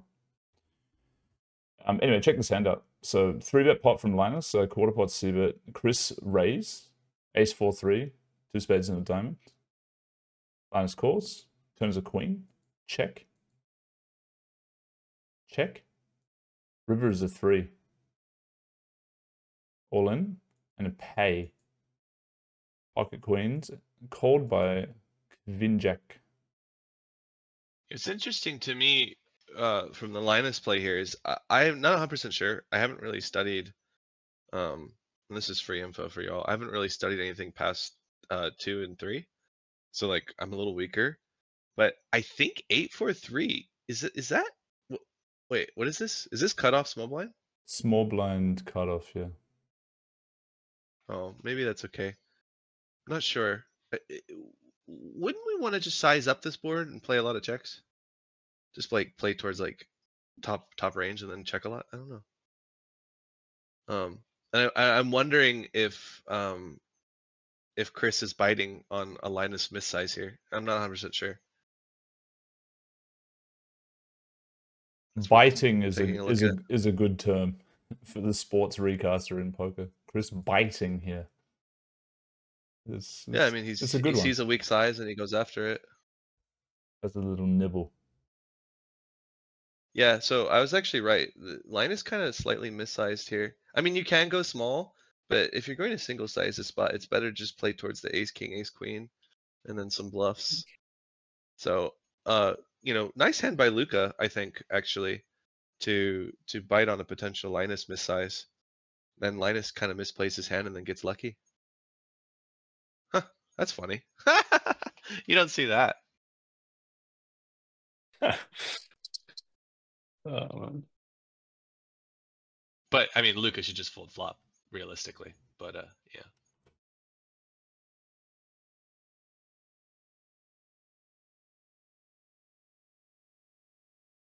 Somebody says I stopped streaming my Plo grind because I didn't want to give away information. Now, actually, it's just I didn't want to do the free coaching thing. A friend of mine who runs Infinite Sims and shit, I don't know, he kind of convinced me that free coaching everybody is actually just kind of shit for the game. So I didn't enjoy the idea, especially because people are just fucking rude, man, in the chat, you know? A lot of people are just complete dickheads.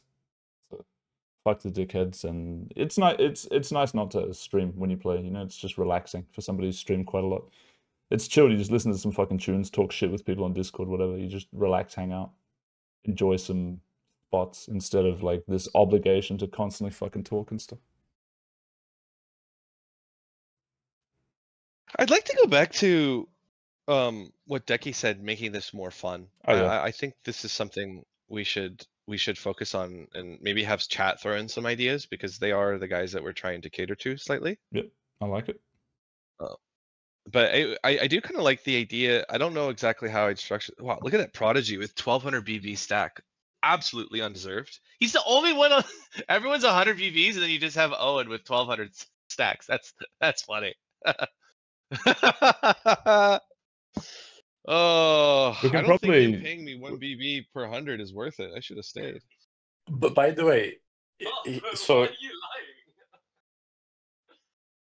lying? Is he actually paying you money to not play? Yeah. So he paid you like 1K for these few hours, right? I mean, it was kind of a joke, but yeah.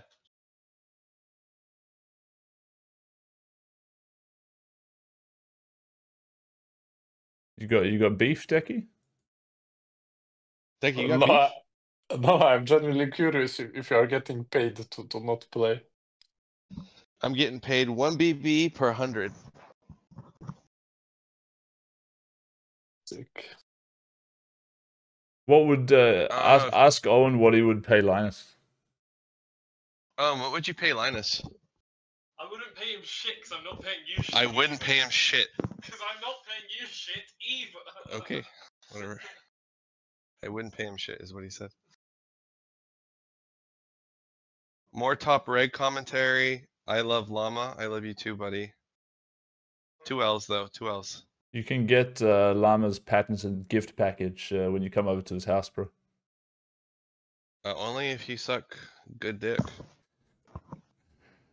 See, Decky, this is a line I never want you to cross, my man, when we were discussing things in Cyprus. Don't ever cross this line, bro, because once you're gay, you can't go straight, bro. You know, that's the problem. So never drop the soap in the shower, Decky, okay?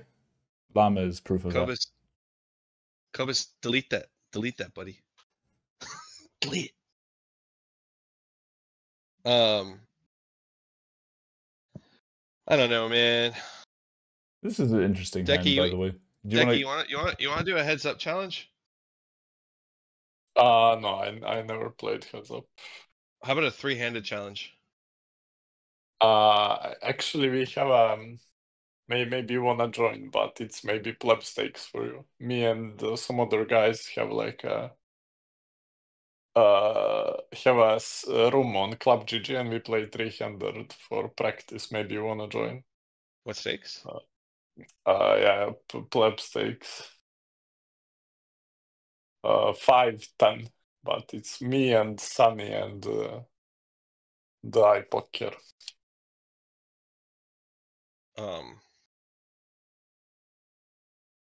That's 5-10's a little small. Yeah. We can bump it up, but we are friends, so I don't know if we wanna like. We'll talk about that later. By the way, we should make when this is finished, we should make a Club GG room, I think, with all the regs and play reg free again. I mean, the issue with that is, I feel like credit is, credit could be an issue. Yeah. But I mean, now ACR is the lobby is fine, so maybe we can just play there. Dude, let's keep playing on coin so they do this fucking again. Yeah. But I don't think they're gonna do it maybe like once or twice a year. I don't think they will do it like throughout the whole year. I don't know, actually. Maybe they do. I had some discussions about how do we bridge going forward, you know? If they want to keep action on the site and if they're happy having the players on the site. I think they're discussing lots of different options about changing rake structure. I'll give you one example that came up recently. So you know Sam Jazzy?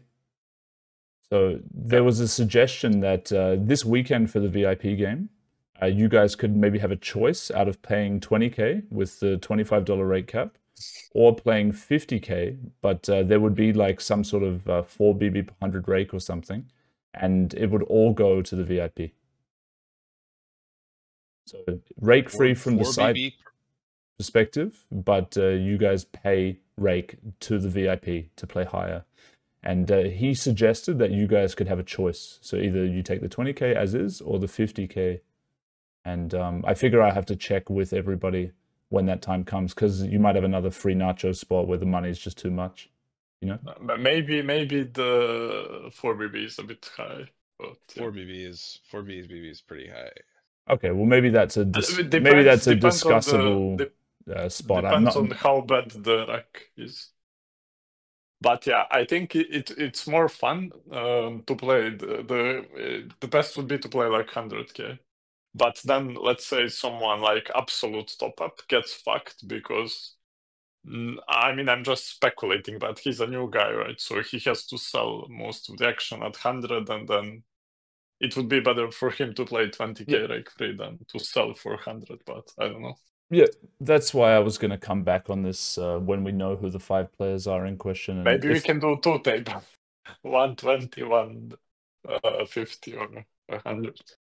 That's also interesting. Honestly, they'd probably go for that, and it might give you a better idea of what kind of thing you'd prefer as well. But I think the guys at Coin are definitely willing to work on coming up with some kind of solution. And I think long term, this idea of min rake, reg battle, VIP joins, rake is like the direction that they want to head in. I think that's reasonable. Back to I think there's only 3 regs, maybe 4, who could play 100K without selling. And that's not really worth it. I got a nice little pot ready for you guys when you have a second. There's also something happening on the right here. Decky, how rich are you? I'll answer for no him. comment. He's rich enough.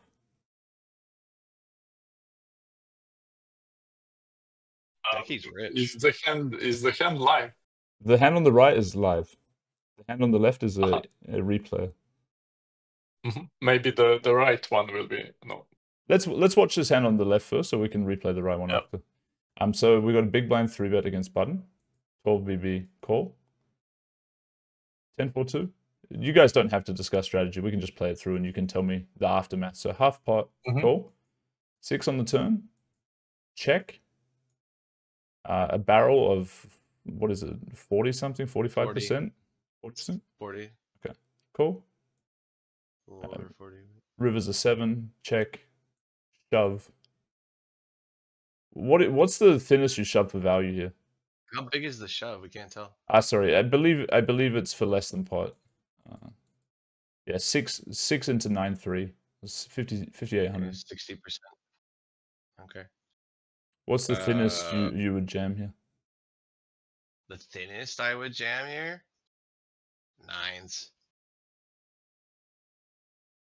Becky? Yeah, I think in the solver maybe pocket at 10 or better, and maybe in game and pocket 9s versus some special guys. Fucking no! Did I fucking know? I told you! 9s, baby! Look, the judge has to step in here. You're in the same house as the player. You're not allowed to have this opinion. I didn't know. Owen just fucking fist bumped me, man. Let's fucking go. How'd I know, buddy? Nice hand. I love you, Owen. Man, we've been studying together and talking strategy. We're playing like each other now. It's funny. We also sleep together. Sorry, Cocky. Sorry. I can hear him refusing that that's a reality. It's all right. Gay baiting. All right, so let's take a peek at that hand we caught the end of on the right table. 9s, let's fucking go. Am I just a fish? I have it sorted by pot size. 1 second, sorry.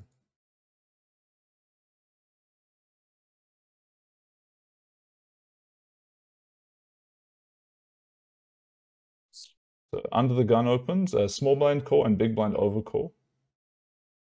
8, 7, 4. I got a question for you. Washed Hold'em perspective question. Small blind donking on this board, any percent or nah? Yeah, for sure, man. Rough percent? I don't fucking know. Okay. Maybe 20%. Oh, so reasonably 30. significant. And what's BB donk frequency on this board? I don't donk as big blind. I would just donk as small blind. What? Surely this is a big blind board more than a small blind board, but maybe I've just played too much PLO. Yeah, but your range is so wide that you would lose. You would not know what you are doing. Kinda, it's easier for me to do it from the small blind where the range is very narrow. So. Okay. Free fucking coaching here. Yeah, he's right. Also, I think positions matter. Like, how likely is it? Like, in what size he opens to? Like, it was 2.25 under the gun. Sorry. Right, no, I see that. Okay. I'm just saying, like, looking at like density of range, like how much 6-5 off does Linus have? Is like should really all affect of the it. donking range. Yeah. I think Linus has a 6-5 off pure even versus 2.5. I saw that he had 6-4 offsuit, and it's funny because this hand calls three-way when the small blind flats, but doesn't call versus an open. So like these one gappers like to call when small blind calls, but not otherwise. Do you think that multi-way? Do you think that multi-way is the weakest node for pretty much every player? Well, compared to the solvers, yes, right. Obviously, it's the most insane. It's the hardest thing to do. so it has to be. It has to be the one where we would lose the most money to the solver, I think. I agree with that. Yeah, makes sense. Let's move on. So will we see a donk? We will. What my math's terrible. Is that quarter pot? What is that? 340. It's less than quarter? Slightly more than quarter. Yes, It's like I- 27% yeah. or some shit, right? Linus is going to at least call, just call, and then top up finds a raise. Pepe fold. Linus flat. Oh no, he's going to 3-bet. Okay. It's pretty spicy. Massive That's a 3-bet. play. Massive 3-bet on the flop as well. Yeah. Look at the sizing. Let's That's check a their Linus stacks. I play. think they're quite deep, yeah. So they're quite deep. 180 BB deep. 30 SPR post flop. Or whatever. I mean, massive re-raise and a peel. Turns a diamond. I didn't actually catch the action, but it looked like Linus went into check call mode. So what's he thinking there with 6-4? Enough showdown against 9-10 and possibly even Jack-9 and Jack-10 with backdoor flush draws peeling this raise? Or would those hands What fold? size did absolute top up bet? On the flop? The turn. Well, On the flop? On Oh, the you want turn. to see the turn sizing, sorry. Well, I was So thinking you first. said Linus went for check call. Yeah, it's on the turn, right? no. I'm just asking. So, what's he thinking in check versus bet, just in general? That was the question, really. Mm. And what kind of two-barrel bluff would you actually want to have here? Like 6-9 offsuit, or what are we? That folds pretty. Okay, so 6-9 suited or 9-10 offsuit, but 9-10 offsuit doesn't really block shit. What's the two-barrel bluff here with this 2 SPR on the turn? Yeah, I think pair plus gutter like 8-5, 7-6. Would you rather but be top pair, middle pair, or bottom pair though in this situation? I think prefer probably middle or top bottom. pair. I prefer top pair because if you're absolute top up, you wanna raise like 8s more than 4s because Right. you wanna cooler them and not cooler yourself a bit more. So just the blocking effect of top pair as opposed to it being a value bet, etc. Yeah, also you block 7-8 suited with a 8 and a 7. That's also compared to a 4 where you don't block 2 pair.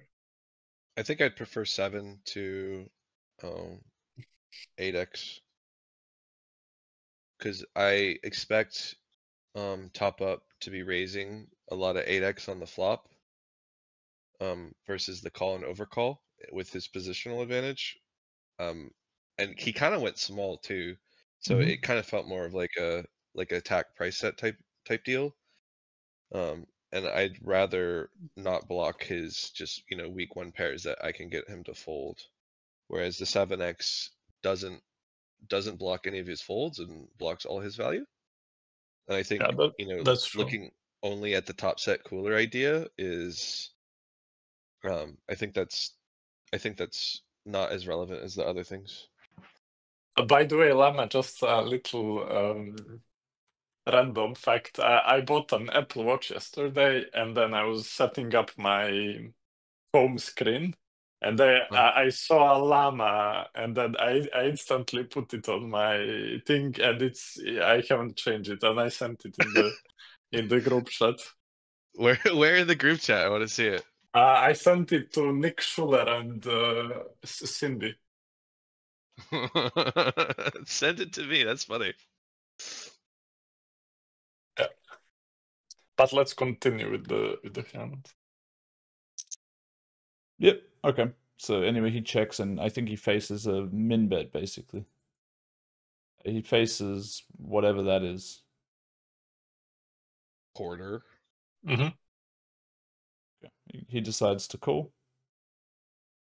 Whatever. I mean, you wouldn't hit a second check raise up here, I guess, not on a flush draw turn. Unless you had a hand that could commit with equity, right? It would be pretty tough to find a hand that you want to raise fold here, I imagine. Maybe the same the hand 8-5? that we were, the same hand that we were talking is good to bluff as a bet. The same category is good to check raise as a bluff. Quite a sick one.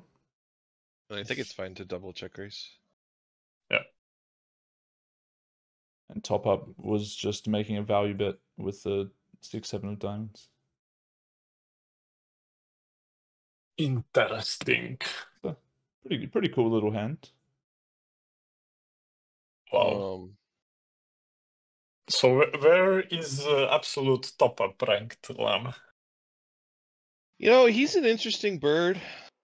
I think, you know, I talked to Owen about top up, and it's hard to tell because, you know, whenever you're ranking someone who doesn't have an obvious system, it's a little difficult, right? And so you have to rely a little bit on results. And that was like you kind of said how you were surprised I won or whatever. It's kind of the similar thing.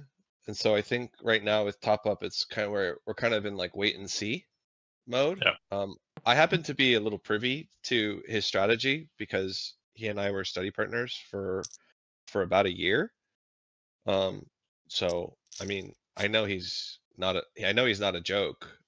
But you know where he actually ranks right now, I can't tell you. I really hope he does well and he has like a breakout moment where he like solidifies himself as a top reg. I think every day that passes, his edge decreases. Whether he has a positive edge or negative, I don't know, but I think he had a huge edge where he could know everyone and no one knew him. So that helped him out first few days, I think. I think, yeah. And I mean, that for sure. And a lot of people, you know, they didn't really know what he was doing or what he's capable of. Yeah. And I think some people, I think it's pretty safe to say, and this isn't really giving anything away, that he's very capable of being aggressive. Yeah. And normally when we see like a new reg at a higher stake than normal, I think a lot of people assume that they may be scared money. So maybe that was giving him some credit in some spots. Who knows? We'll see. I think he's a bit of a dark horse, and you know he's a good friend of mine. I hope he does well. Nice. Dark horse. The queen jack hand. The queen jack hand that. Yeah. What was this? I sensed a little hostility in the air. Yeah. So. Button EP 3-bet pot. Queen 5-4 flush draw. I'm on the button. I c-bet. Rigged calls from EP. So queen 5-4. Turn is an 8. What'd you bet on the flop? 40%. And effective stacks? 130 deep. Okay. Turns an 8. Yeah, so queen 5-4 8. I bet 75. He calls. What suit is the queen? Yeah, and 1 sec. I think we can probably replay it. Do you know how large the pot was, Decky? Queen was spade, yeah. Just wanted to make sure. So queen spade and then queen 5-4, turn is an 8. I bet again he calls. River is a 7 of spades. Okay, I found the hand. Yeah. It's this board, anyway. Yeah. Got it. And he donks on you? Yeah, he donks half pot. Yeah, value only. Yeah, and I said I said the queen jack before I folded, and then he said, "No, I'm never donking queen jack." But to give him credit, maybe he's so good that he's trolling me, right? Maybe, but yeah, I think this is one of the spots where he would be value only and not realize it because, yeah. Yeah, I feel like that's I think it all comes down to how do you read LMAO. I read this as he's telling the truth, but it could be a great bluff. Yeah, I also I'm 90% that it's the truth, but yeah. The fact that he also says sure afterwards, it looks a little tilty. The sure, you know. I had one pair. Decky, come on. What was your hand? Come on, man.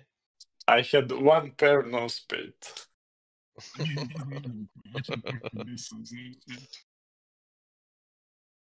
So Decky, you're not going to share your whole cards for this No, event? no, I said pocket aces, no spade. Got it. Hello. Hello.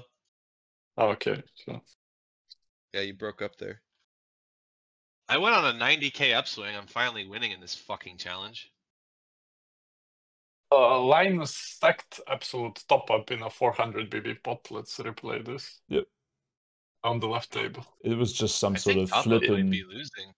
It's funny because they're 1 and 2 in the rankings, and I'm probably like 4 now.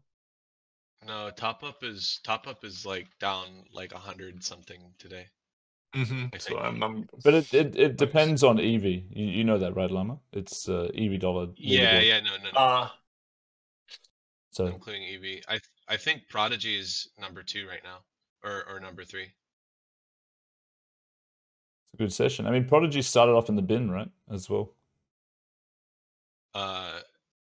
Yeah, he was down 20k. Ah, okay. All right, let's see this hand. So it's 4-bet pot to start. I guess it's small blind cutoff, small blind MP. Small blind. Yeah. I'll just Yeah. we can reconfirm this. So Yeah, small blind MP. 3x 4-bet and they're 200 BB deep. Call. Quarter pot c-bet. Small raise. And I think Linus is re-raise calling it off. He's re-clicking flop. Well, not really a click, but slightly more than a click. Getting shoved on. Oh boy. Yeah, it's just aces. Oof. They ran it once? No, they ran it twice. I don't really understand Suff's play there. I don't know, I guess he just thinks Linus has enough re-click bluffs that he's folding often enough, and he has enough equity against everything else, blah, blah, blah. All in, please fold. I hate it. So you'd rather see him peel the re-click and take the showdown in some lines? I mean, you could peel and then dong. I mean, I don't understand, like, why are we shoving, like, okay, what's our value here?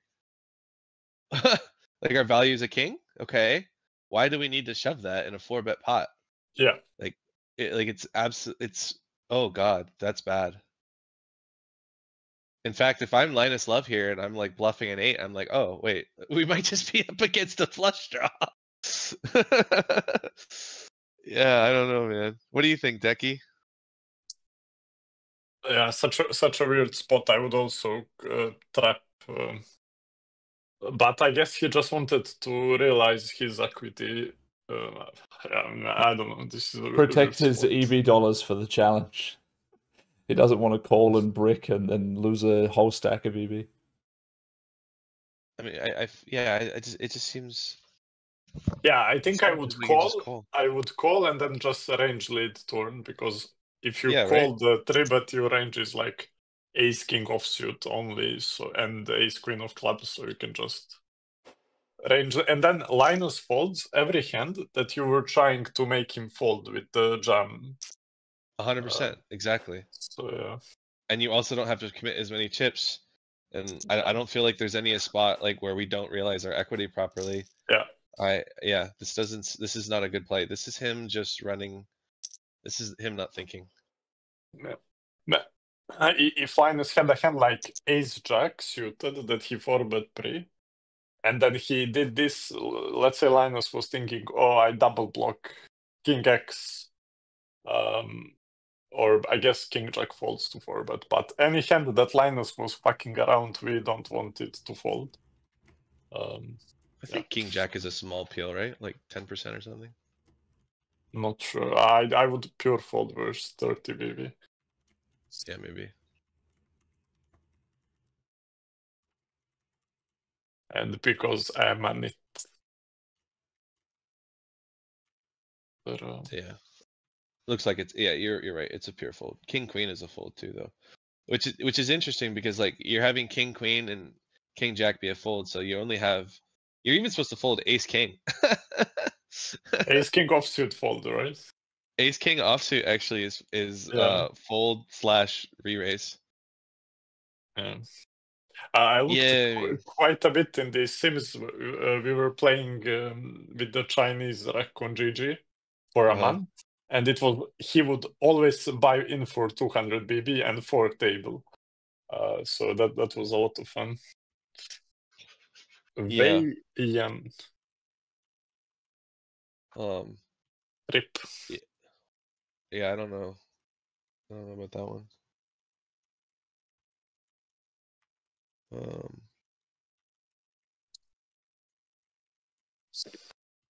Yeah.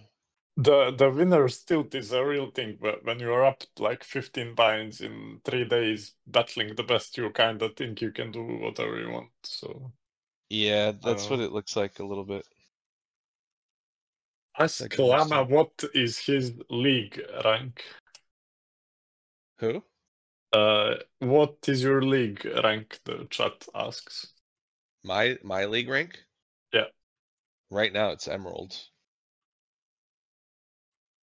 I used to be Challenger back before poker. What's your league rank, Decky? I don't play. Decky plays Rust. Rust. Best game ever, mate. BGE. I've never played Rust.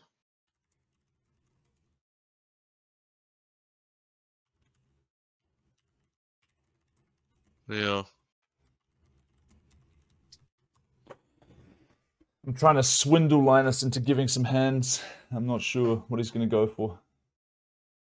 He'll probably go for the veto option. I can give you guys some hands.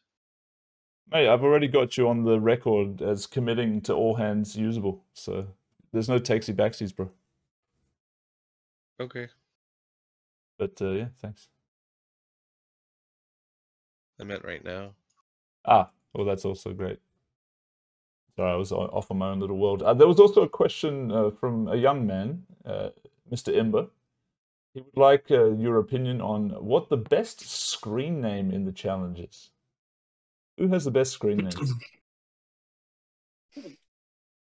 name? I might pull up a list just for convenience here, okay? Yeah, I'll open the leaderboard. The best screen name? That's the question. Well, the off-putting thing is Linus's screen name is his imposter from GG. Yeah, I know, it's funny, huh? Maybe you could argue that's low-key bait to try and get him to come and play. To defend his screen name. I think to answer a different question, I think the best avatar is far away mine. Not close. Your avatar is the Pokemon? Yeah. Oh. I like my avatar, but I haven't fucking gotten it yet. It hasn't appeared for you? No. So for me, the best screen names are absolute top up. Davy Jones, because he has the avatar plus name combination plus fear for being the best. Yeah. So he has all 3 things. Who else? Okay, I think I have my favorite avatar. Oh. Taisto.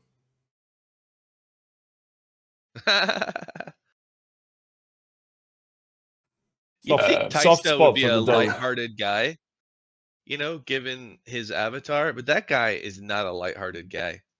By the way, SYRW Helmets is like a criminal organization, basically. Is it really? Yeah. That makes sense. I mean, I think that guy's told me to kill myself like 10 times. Yeah. It's something like Syrian organization or something like. I know I googled it before, and yeah, it's like a criminal organization or a war organization. I was only 17 is the best screen name. Yeah, I'll go with that. Yeah. Okay.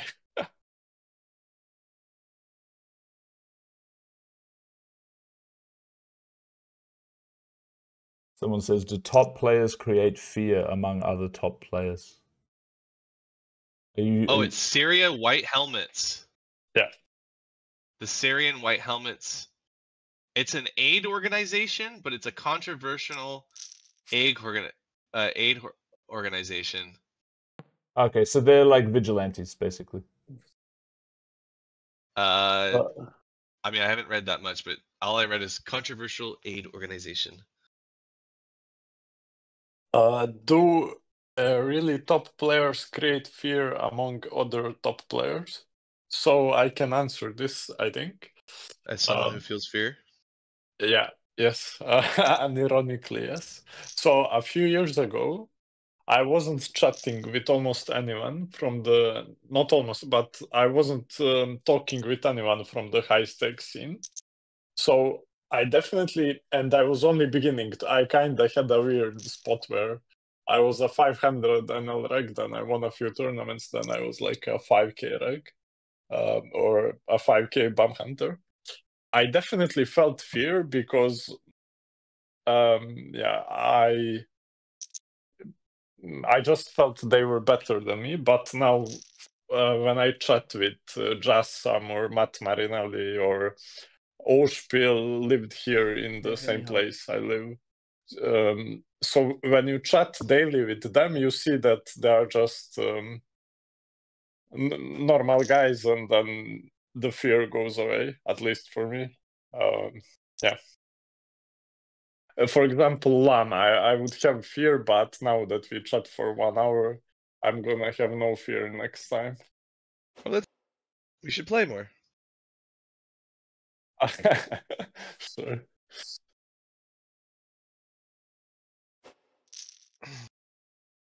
I didn't feel any fear.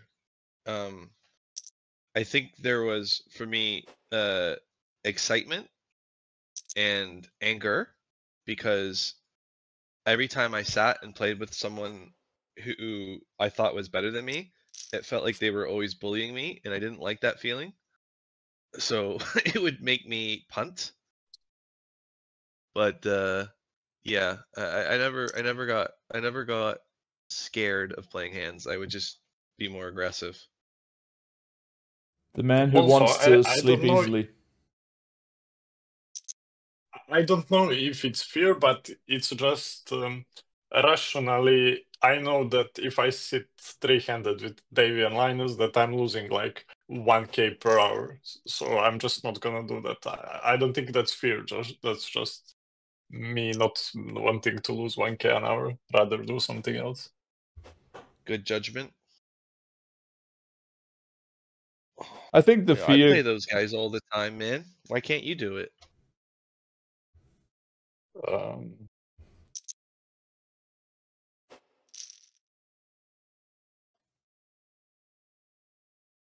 Jackie, Why don't I do what? why don't you? I mean, I battle them three-handed. Why can't you battle them three-handed? Yeah, I don't know. I could, but yeah, I don't know. Isn't Decky, poker about like getting Decky better? wants to stay rich. That's why he won't battle them. Yes, that's true. Is poker? I don't know. I think poker is about doing well and then doing what you want to do. Yeah.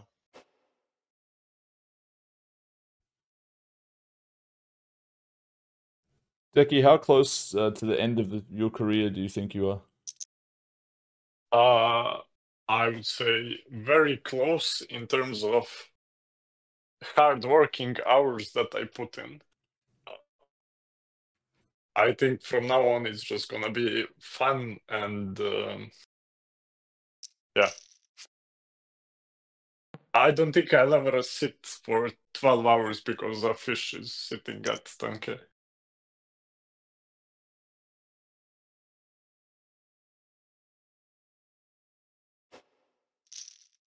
Yeah, cool.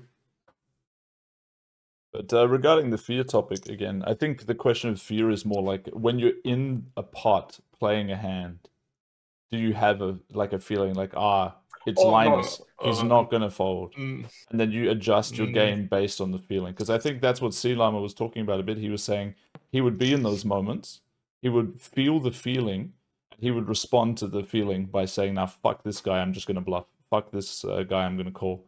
But probably doing stuff like that more than he wanted to, which reminds me of my own shot taking. I would definitely be the kind of guy who would think, he's taking advantage of me, like he knows I'm taking a shot. He's probably bluffing, and you call, and you're just like, man, everyone's a fucking nit in this stupid fucking game. And then you go to bed. Yeah.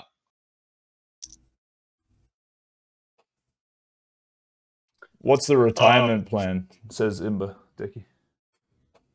yeah, I'm not sure. I was thinking about going back to school, but yeah, I'm not sure. Punt. The most tilting thing for me is I have to move to Austria and lose 1 or 2 years of my life. No, it's good because we go heads up, paddle. Whoever can be better in 1 year, all in.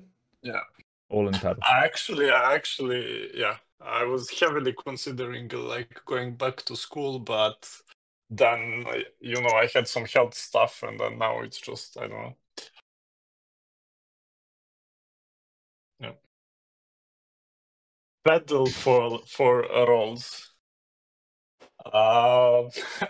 Yeah, I'm gonna need some coaching for that, and I'm never gonna play Imba in anything for money. The guy, Imba might be the only guy that's nittier than me. I asked him to do a snake draft for this, and he was like, "No, you know the players." Wow, I mean, you have a massive advantage in that. That's definitely true. Yeah, but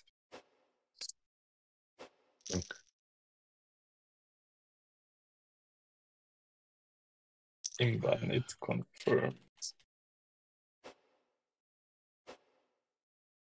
Yeah, do you guys think we're going to see free nachos playing on the tables? Because free nachos.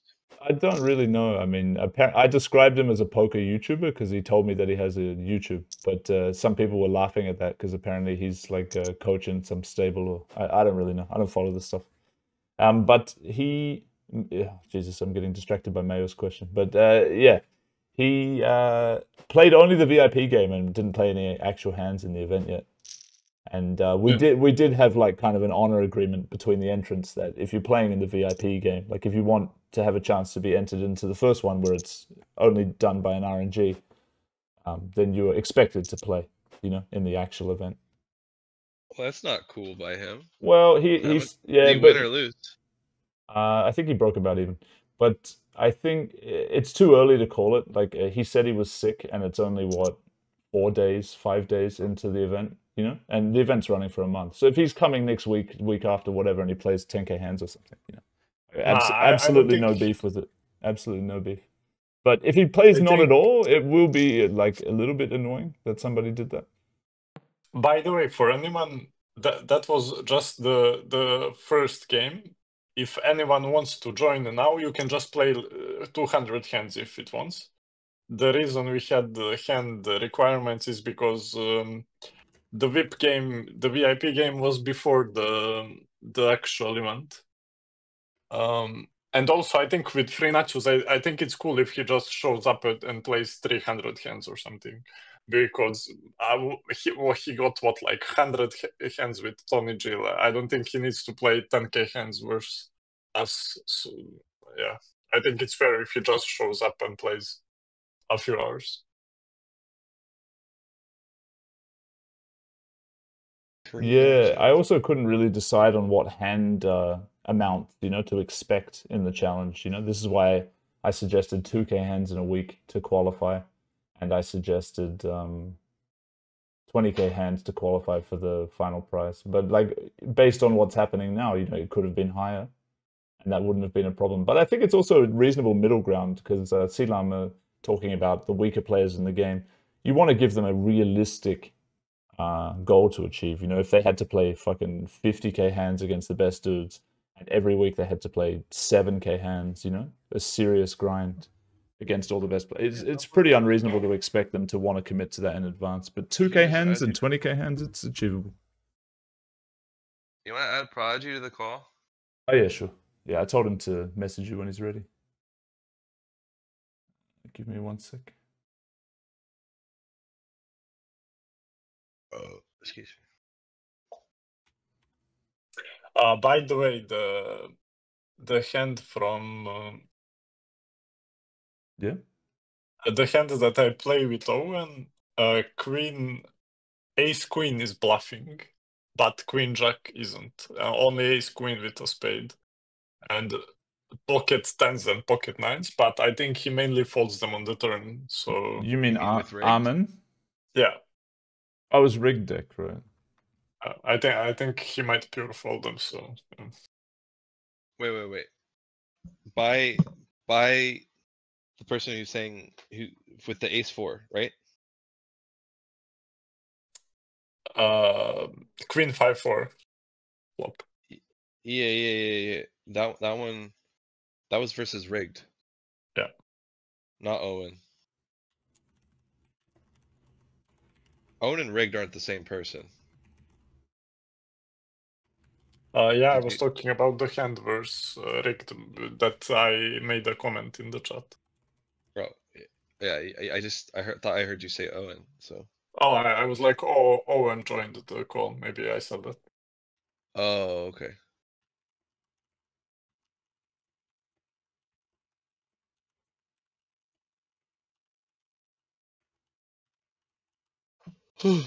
Yeah, fucking kudos to Rick Deck, man. This guy plays the longest fucking sessions. He's playing 5 tables, and he's been playing for hours. I mean, he's been playing. I mean, this guy plays. It's intense.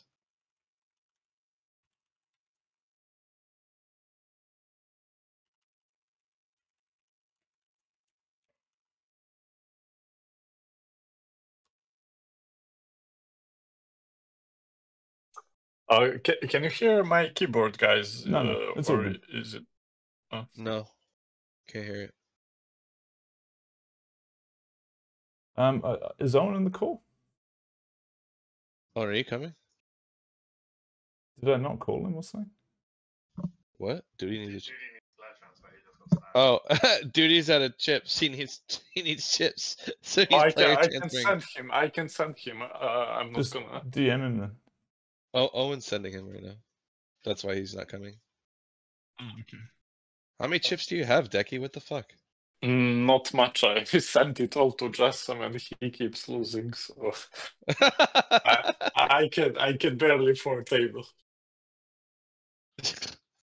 Yeah, actually, I didn't have that much USDT, and they don't accept USDC.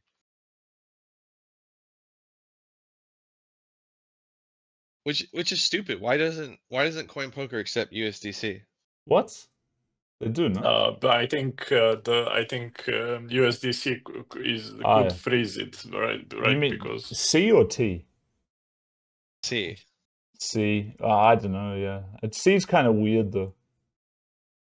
Okay. You can get swaps for C to T or whatever.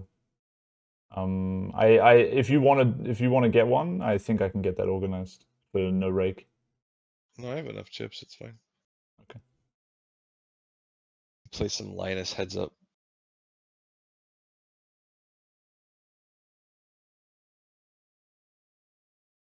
Oh, we'll be here in a second.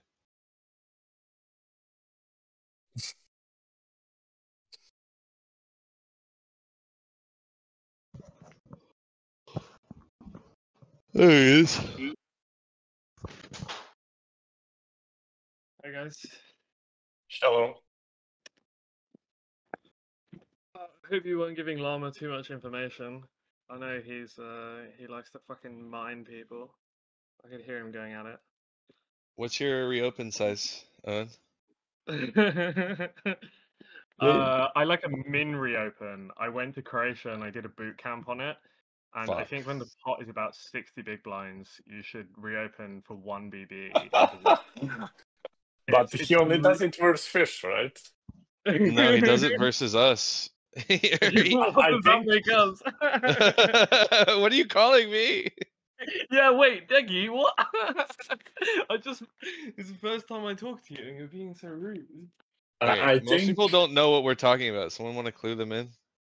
So Justin Gale likes to bet 1 BB into 60 BB on the turn, but I saw him only do that versus fish. Well, it's I not just think- turn. Like his reopen size on the river is like Yeah. for tiny. Yeah, I so saw- on river, he'll just reopen for min, and you're just sitting there like, well, I'm not fucking folding, but like, it's so annoying just being like, I don't know, being like whittled down $100 at a time. What's the idea behind the strategy being good? Is that the player doing it doesn't think people will react by raising the correct frequency and sizing, or what's the? Are we supposed to pretend we think it's good right now? I don't know. I think it's just. I don't know.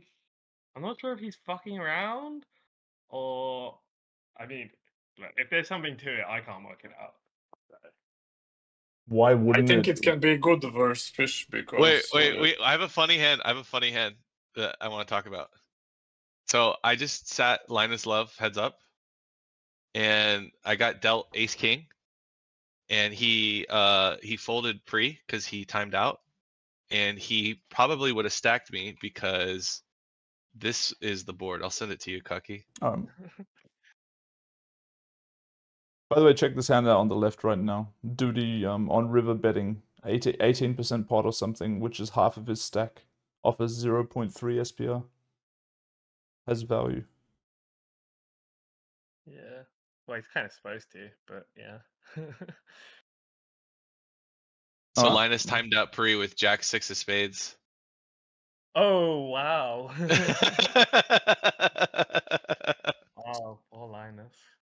Yeah, he would have stacked me. Are you gonna send him 10k, or how are you guys gonna resolve this? Only I think 5K is fair. Yeah, 5K. Yeah, chop it up.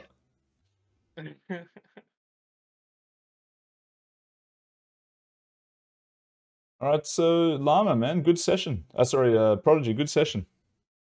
Tell us more. Yeah, I mean, Who'd you cook? Who did I care? I mean, I got pop up for a huge pot. He Yeesh. went blasting into me in a 4-bet pot, and I had like nut flush, and he had an underpair. He likes the underpairs. He got decky with one of those later on. Yeah. I guess top up needs to stay away from 4-bet pots. Yeah. Yeah. He was. I don't know. He was really fine for it. I mean, it was a pair board, so I mean, I Maybe snapped tell in us on the stuff, hand. you know. So it was like button versus cutoff. Actually, do you know what table it was on? I could probably just dig it because you can sort by biggest pot size. Get a visual on the screen. Was it on the table where you had like the massive stack, or? Yeah. It was the huge one. Yeah. Okay, maybe we can. Yeesh. Maybe we can figure it out that way. And what did you say the board was? Sorry. Like. I'll try not to King, spoil. King Actually, 7? I can't move. Well, we spoiled the flop. Too late. I can't move this off my screen, so we're gonna get spoiled. Depending on how far, unless you guys want to close your eyes.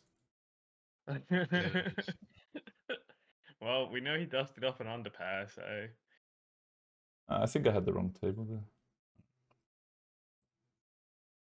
Yeah, it could have been the other one. There was one I had a 500 and same big blind stack. It could have been that one. It was also it was ages ago as well, so it just might not be. Okay. There's you know what? It could have been before I was streaming, right? Yeah. So I was 300 big blinds deep at the time, and I won another 6 stacks since. So it's been a while. Okay, maybe you just tell us then. Yeah, so it was like King 7 with a flush draw. Like I C bet. I C bet like 25% pot. He called. And then the turn was a 9, bringing a double flush draw. We've got ace 9. Yeah, ace 9 of hearts. And I check. He bets about like 2/3 pot, maybe 75%, or well, it might be half. Let's say 2/3, split difference. And yeah, so I call, obviously, with my nut flush draw. The river's the 10, completing the flush. I check. He ships like Flop about flush, sorry, or the backdoor flush? the flop Flop. flush, and he ships about like about 1.1x pot, I think it is. It's about like 220 big blinds into 200. And obviously, I mean, I call. I've like got off. Yeah, got the nut flush. I mean, like I maybe I'm beat, but yeah, I never even thinking about folding this. I just snapped it in. Because I'm polite like that. I'm not like Barack, and I just slow roll people for funsies. You had ace-9 of spizzies or hearts or whatever. Hearts. Yeah. So yeah, I called, and he had pocket eights with like the double suits. So he clearly had ill intentions on a bunch of rivers.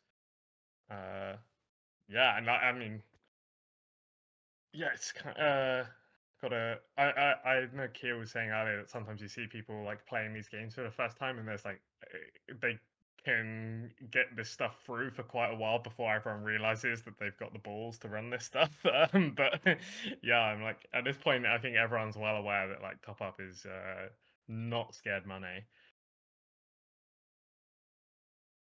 Not. How do you like the British accent, Lana? Is it doing it for you? I thought you didn't like gay people. Well, you're gay, so I'm just trying to figure out how it works, you know? I'm the gayest around, buddy. Yeah, you know, I have 2 girlfriends right now.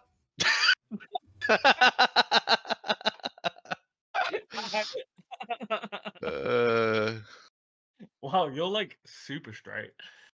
The straightest. Yeah. Do you play pickleball with them, Owen? Yeah, I've played with them. They kind of suck, so I just go to show off to my pickleball friends. You mean Owen? Owen's no good? Oh yeah, I'm terrible. I think I played with Owen once, I was but getting he's not my cooked by girlfriend. his 11-year-old cousins. They would That was fun, yeah.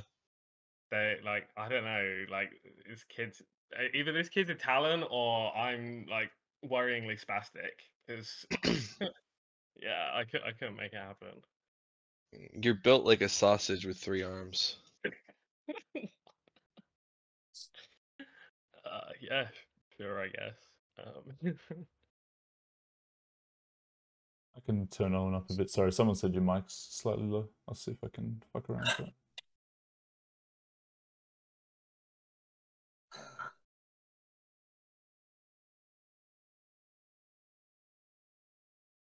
The commentators got any experience dealing with mental game or tilt issues in their career? Well, I lost 2.5 million to a billionaire whale heads up on F1. And you did not handle it well. What did I do? Did I do something? What was the game? Formula One It was side betting. 1K, 2K with an ante.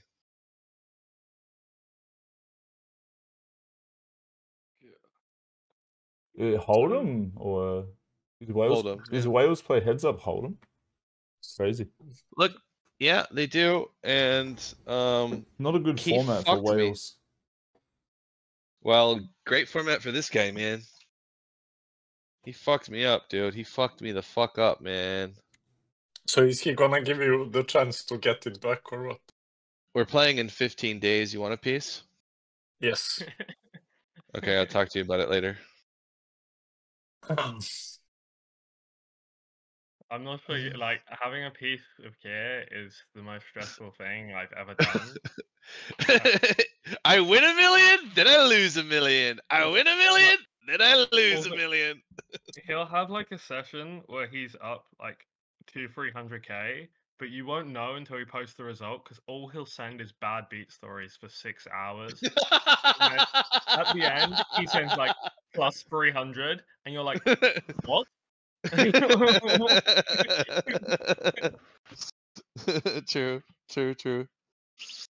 Very true. So yeah, I think that's how you get good mental game is you just go through that and then like, just playing regular poker, it's easy mode by comparison. Yeah, I mean, I play some of the sickest high variant shit. So playing 10K with you guys, like, honestly, it sounds annoying to some people, but it feels like I'm playing like really casual mid stakes. It feels great. Yeah, I same. remember when me, you and Beppo were playing, and you were like trying to, like this was a while ago as well. I'm not sure we were that comfortable at 10K, but we were like, we were scrapping. And you were like chatting to us very casually, what else is going on, and we were like, sweating every decision as we're moving up. And then you were just like, oh. Yeah, I kind of forgot this was important to you. I was just like you think you're a big fish, and then there's always a bigger one. Yeah. So, do you guys experience more tilt buying action or playing? Because for me, buying action is zero tilt, zero negative emotions. I just either send money or receive money, and yeah, it's the easiest thing. If it wasn't Kid, then yeah. Fuck you, man. Just because I lost a lot in fucking 3 days, leave me alone. Oh god. I had one. Everyone else, it's very relaxing. You don't have a big piece of anyone else. Sometimes I have a decent piece of something. None. It is the biggest. Infinite stakes. Yeah. Yeah. But anyways, this billionaire guy, he buys in for $1.5 million every time I play with him, and we're playing a version of like Squid Game, heads up Squid Game. So like sometimes like the open raise size is like 10 BBs because like so like on the third, so like every 3 buttons you pay out 6 BBs. So if you win 3 buttons in a row, the other guy owes you like 15K or 18K or whatever. So like if you're on your second button, like you're incentivized to just raise fucking huge. It's retarded shit. So anyways, Hey, Owen, could we hit you up about the whole card spot? I'd like to talk to as many people involved as possible. You saw that little video and had to think about the stuff, right? What do you reckon? I mean, I didn't look at the video. I just Oh, mate, fuck you. I made that. It took me like 15 minutes to make that, man. I listened to at least Kier's side of you guys talking. I mean, personally, I'm not very fast. I love playing on the show cards tables anyway, and I mean, I think people seeing a few particular highlight hands of me isn't really gonna bother me. I agree that people should have the chance to veto stuff as long as people are being reasonable about that, and they might be like, "Oh no, not this specific one, but if you have another one of them, then fine." Then I think that's chill. Do you think it's fair that a player would say, "No, I want absolutely none of my cards that weren't shown to be shown"? I mean, look, if they're hey, Rolex here, like there's a prize pool. We're being free rolled. You got to give something back. I think I'd just tell them to suck it up. Like that, my personal approach. Yeah, I know I can do that, but I really don't want to do that. I think that the arguments for doing, like, for allowing at least a lot of the hands to be shown for the purpose of making the event better, I think that that should be something we can all see as a good thing. And therefore, since that's reality to me, I should simply be able to convince whoever's stubborn against it that it's actually better to do it this way. Is there anyone who's like very strongly against it? No, I haven't talked to everyone though, so that's the problem. CD9K initially seemed quite against it, but I think he had a misread on what was happening with the data. Like he thought that we're just giving data to like random people or whatever, but that's not true. I'm the only person who can access it. It's all being scraped anyway. Like I've already heard about people like. Well, yeah, sure. There's always going to be these like Russian whatever the fucks who are trying to get like as much information as possible. But what I'm talking about is the cards that aren't shown, not the cards that are shown on the show tables. Right. Obviously, there's nothing that can be done about the show tables data being scraped by whatever system these people use to do that. But yeah, CD9K, I think he probably doesn't mind in the end. So a lot of people would go for this veto system. My only concern is I would like to just do my fucking job, and make the content. And then to have to go back and forth on a bunch of stuff, and it's just a little bit irritating. So I would prefer it if at least a bunch of the people said, hey, for me, it's okay. For me, don't worry, it's all good. And I can also use judgment. If I see any absolutely sick hand that is like very, very weird, maybe then I would come for asking, hey, is this cool too? To the guy who says it's all good. Because it's kind of obvious. Like, I don't play Hold'em anymore, but, an interesting hand is extremely obvious. I mean, I've been almost exclusively playing on the show tables when I can, just because I think it's just more fun. It is honestly more fun. I also play a bit on coin. Like, we play in these PLO games on the weekend, and they're always show tables. Honestly, I think the site should just go show table only and just make it like the thing of the site. Yeah, it's fun, dude. great. I think, yeah, it's like at first I found it a little bit weird, and I was getting in my head about it like the first session I played. And then once I got past that and was just like, oh no, this is just so interesting. I think Llama was bringing up earlier, like the rate at which the meta moves is just so like, it's so intriguing to like see someone do something, but then like they know you've seen it, and like you get to this point where like, it can take you like a while battling someone to get to like these really like interesting dynamics. But I feel like we're there after like 2 days, and yeah, I think that's great fun. Good. Yeah, apparently there's a guy scraping and selling the data in the Pio Discord. These Russians or whoever, man, they love this shit, bro. They're always trying to do that, like reselling people's poker courses and whatnot. At this point, like, I just assume it's gonna happen. Yeah. I think like you can get up in arms about it, but it's just how online poker is. And yeah, so it's like everyone, yeah, just got to kind of go accept it and just roll with it anyway.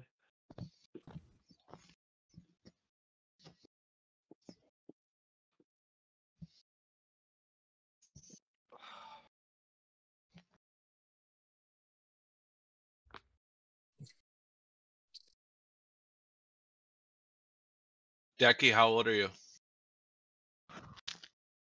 Oh, am I muted? Hello. Yeah, you're good. Hello. I'm 26. You're 26? Yes. You sound like a 40-year-old who chain smokes. Yeah. Fuck. What's he supposed to say to that? Llama's not very nice. Like, No, doesn't he sound 40?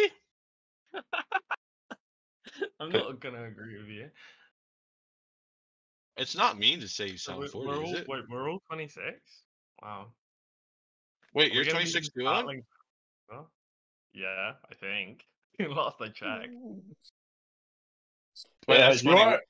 The three of us are 26. Llama. Yeah, I You am. are 98, right?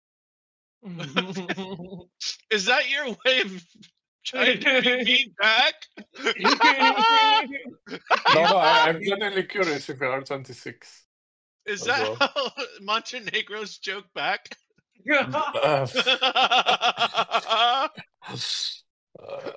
Wait, what do you call a Montenegrin? I think you guys know the answer to that question.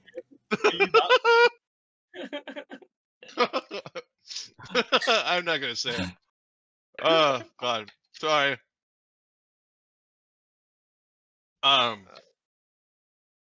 It is kind of cool that we're all. Yeah, I'm 26. I'm I'm 26. gonna be playing forever. Yeah. Oh god, I was hoping you were older, Decky. I was hoping you were on the verge of retirement. I didn't think it was gonna happen, but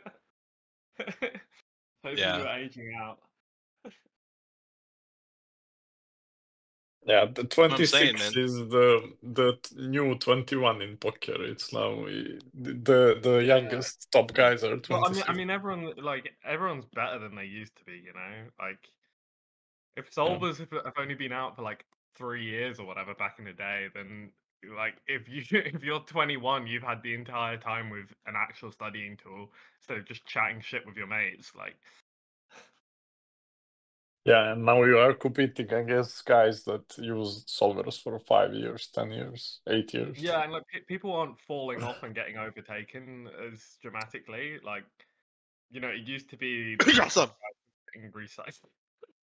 Sorry, what was that? I sneezed. I sneezed. Oh, you sneeze, you sneeze.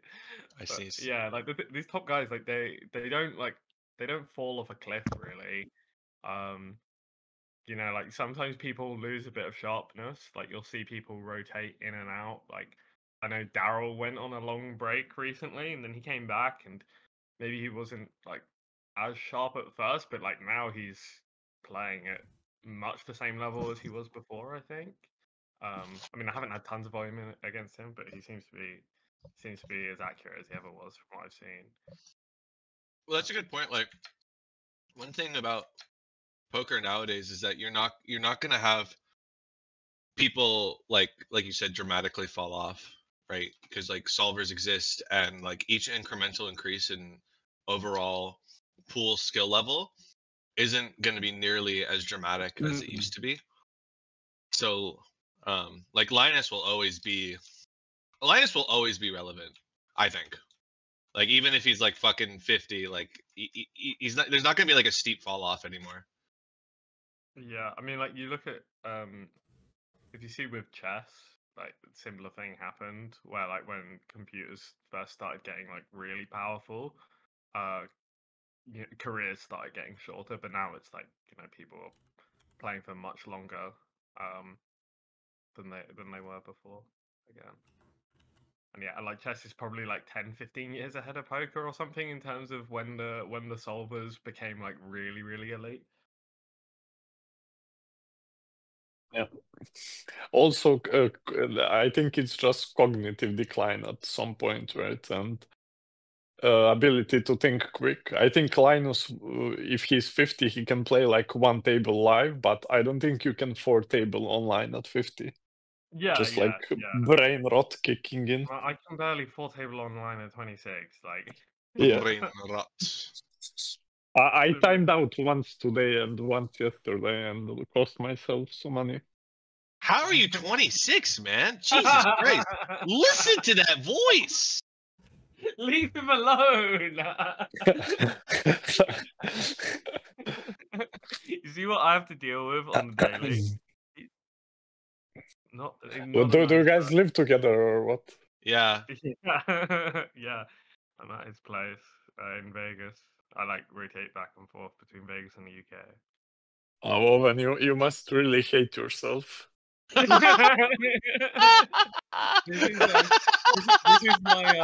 This is my mental game boot camp. I went to Croatia to learn about reopening for Min, and now I've gone to Vegas to learn how to be Zen. He's got like a little Buddha statue out front, and me and It's that true. Buddha are very good friends. I go to him for my tilt issues, and there are many. That's funny. But yeah, Well, yeah, you want- like. Sorry, you go.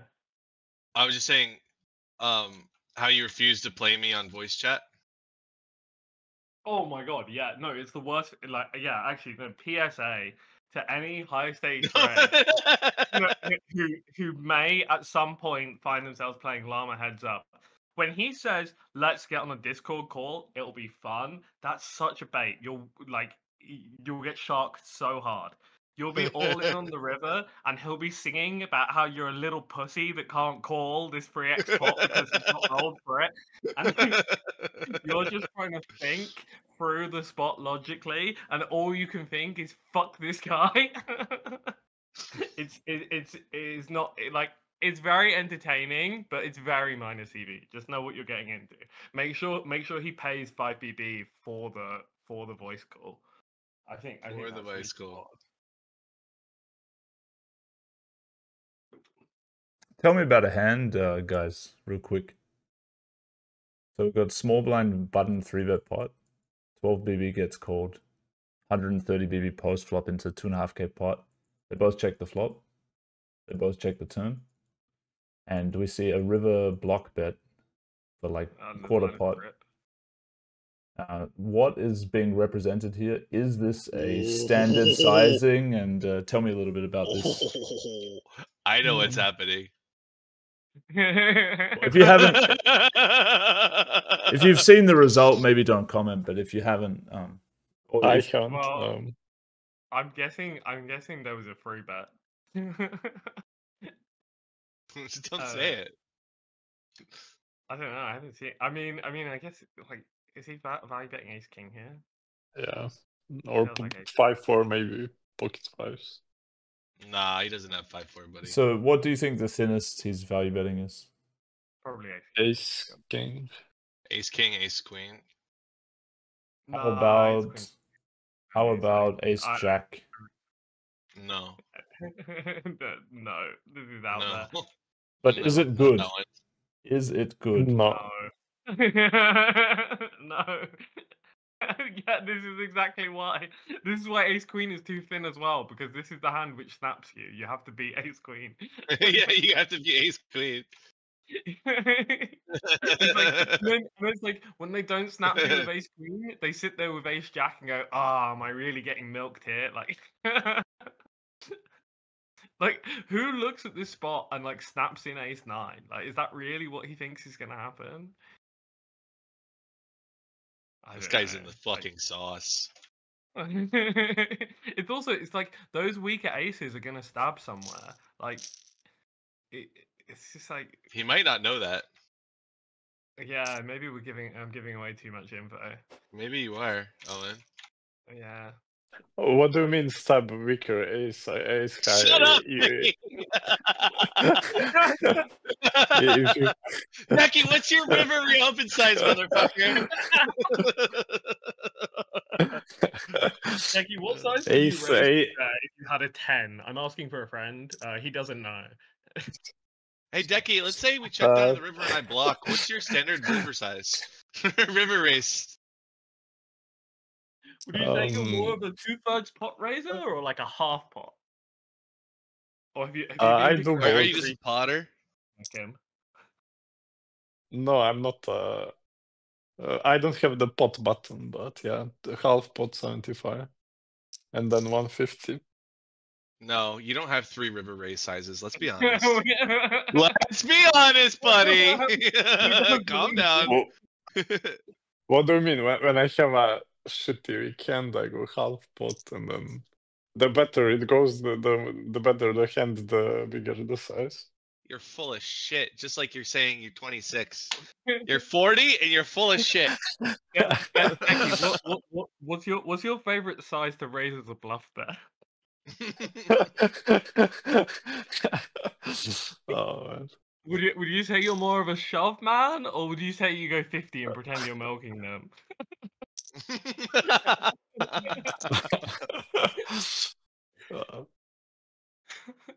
Bunch of fucking nerds having the dumbest fucking jokes.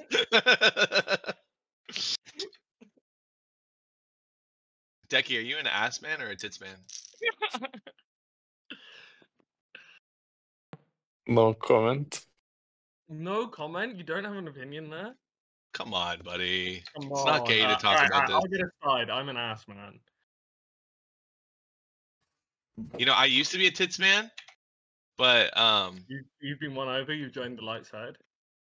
it's just that like you don't fuck the tits. Yeah, you do. What are you talking about? I mean, maybe you do when you have a kid and they get big enough. I'm out, guys. Yeah. Let's chat later.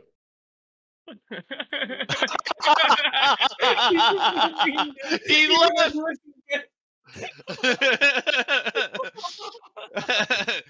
Definitely a tits man. No, he's a feet guy, but he just can't admit it.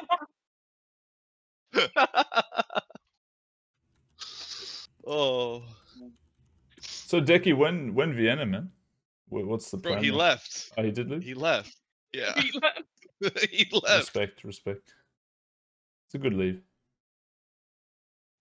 When he said, "Oh, and you must hate yourself." Wait, what are you doing? Oh.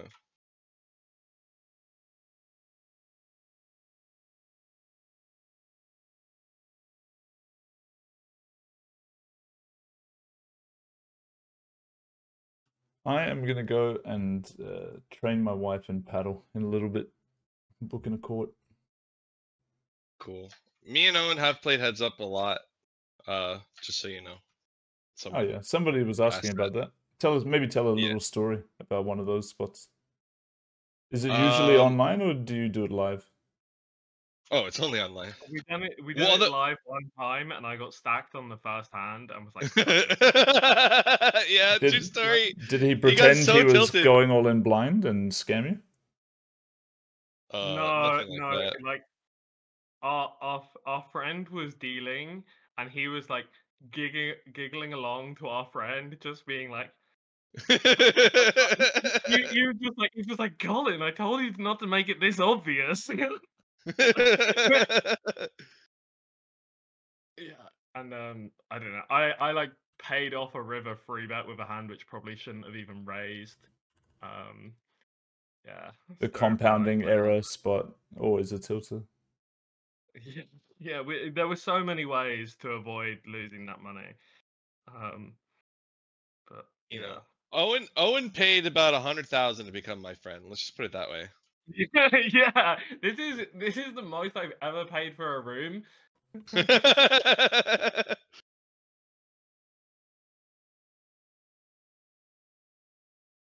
God, usually you at least get a view. Thank you if you pay this. Two guys chilling in a hot tub, 5 feet apart, because we're not gay.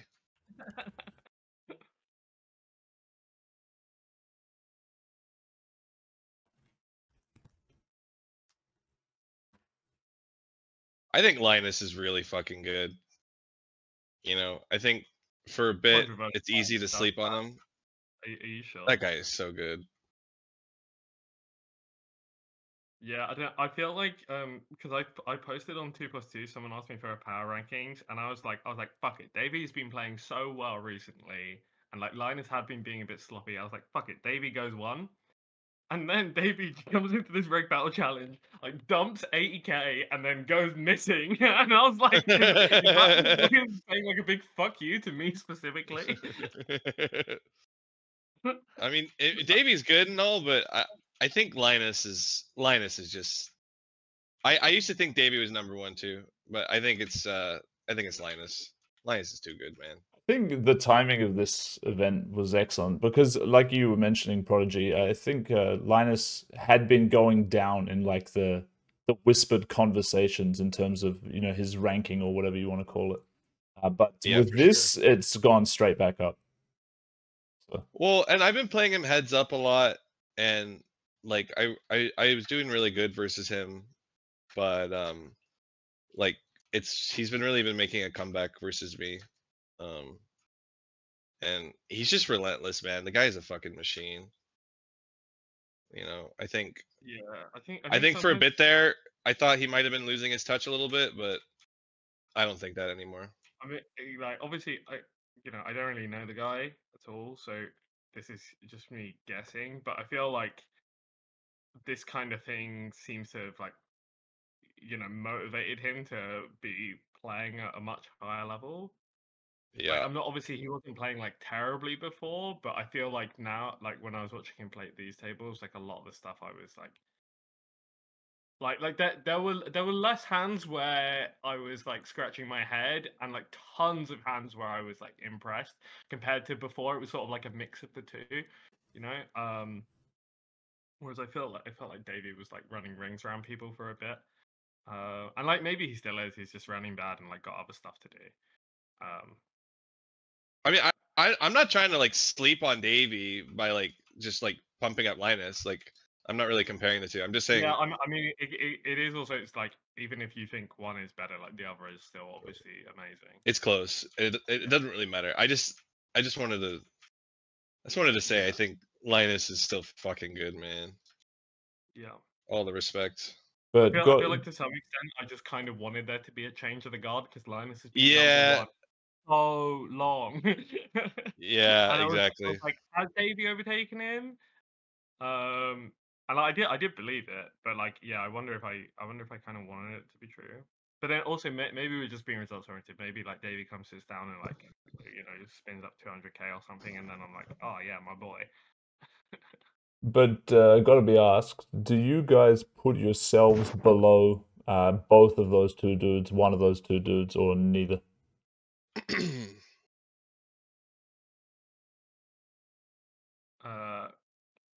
You go first or am I?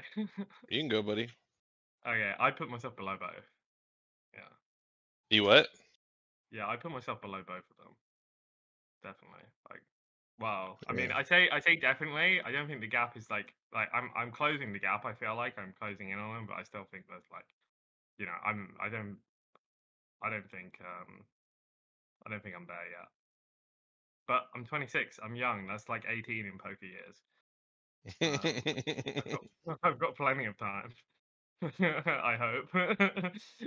Maybe I hit my ceiling literally today. This is as good as it gets. It's all downhill. That pocket nines hand, man. That's where it all started. Pocket nines hand felt fucking good. It was funny as well because I could hear you guys talking about it, and the moment you said like probably pocket nines, I was just like, oh, you're talking about the Pepper hand, aren't you? Like, Yeah.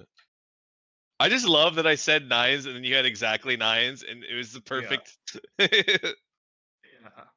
But That yeah. one felt pretty good. It's especially aesthetic that he had pocket eights. You know, Yeah, it just right. looked nicer than if he calls down ace king.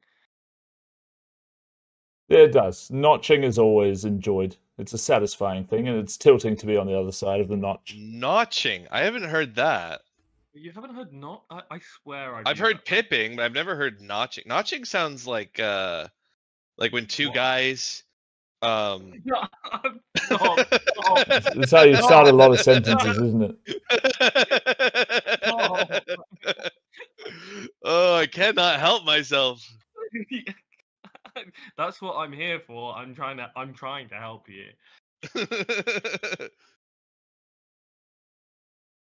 So Llama, what about yourself? Are you going to copy Prodigy and pretend to be modest, or what are you going to do?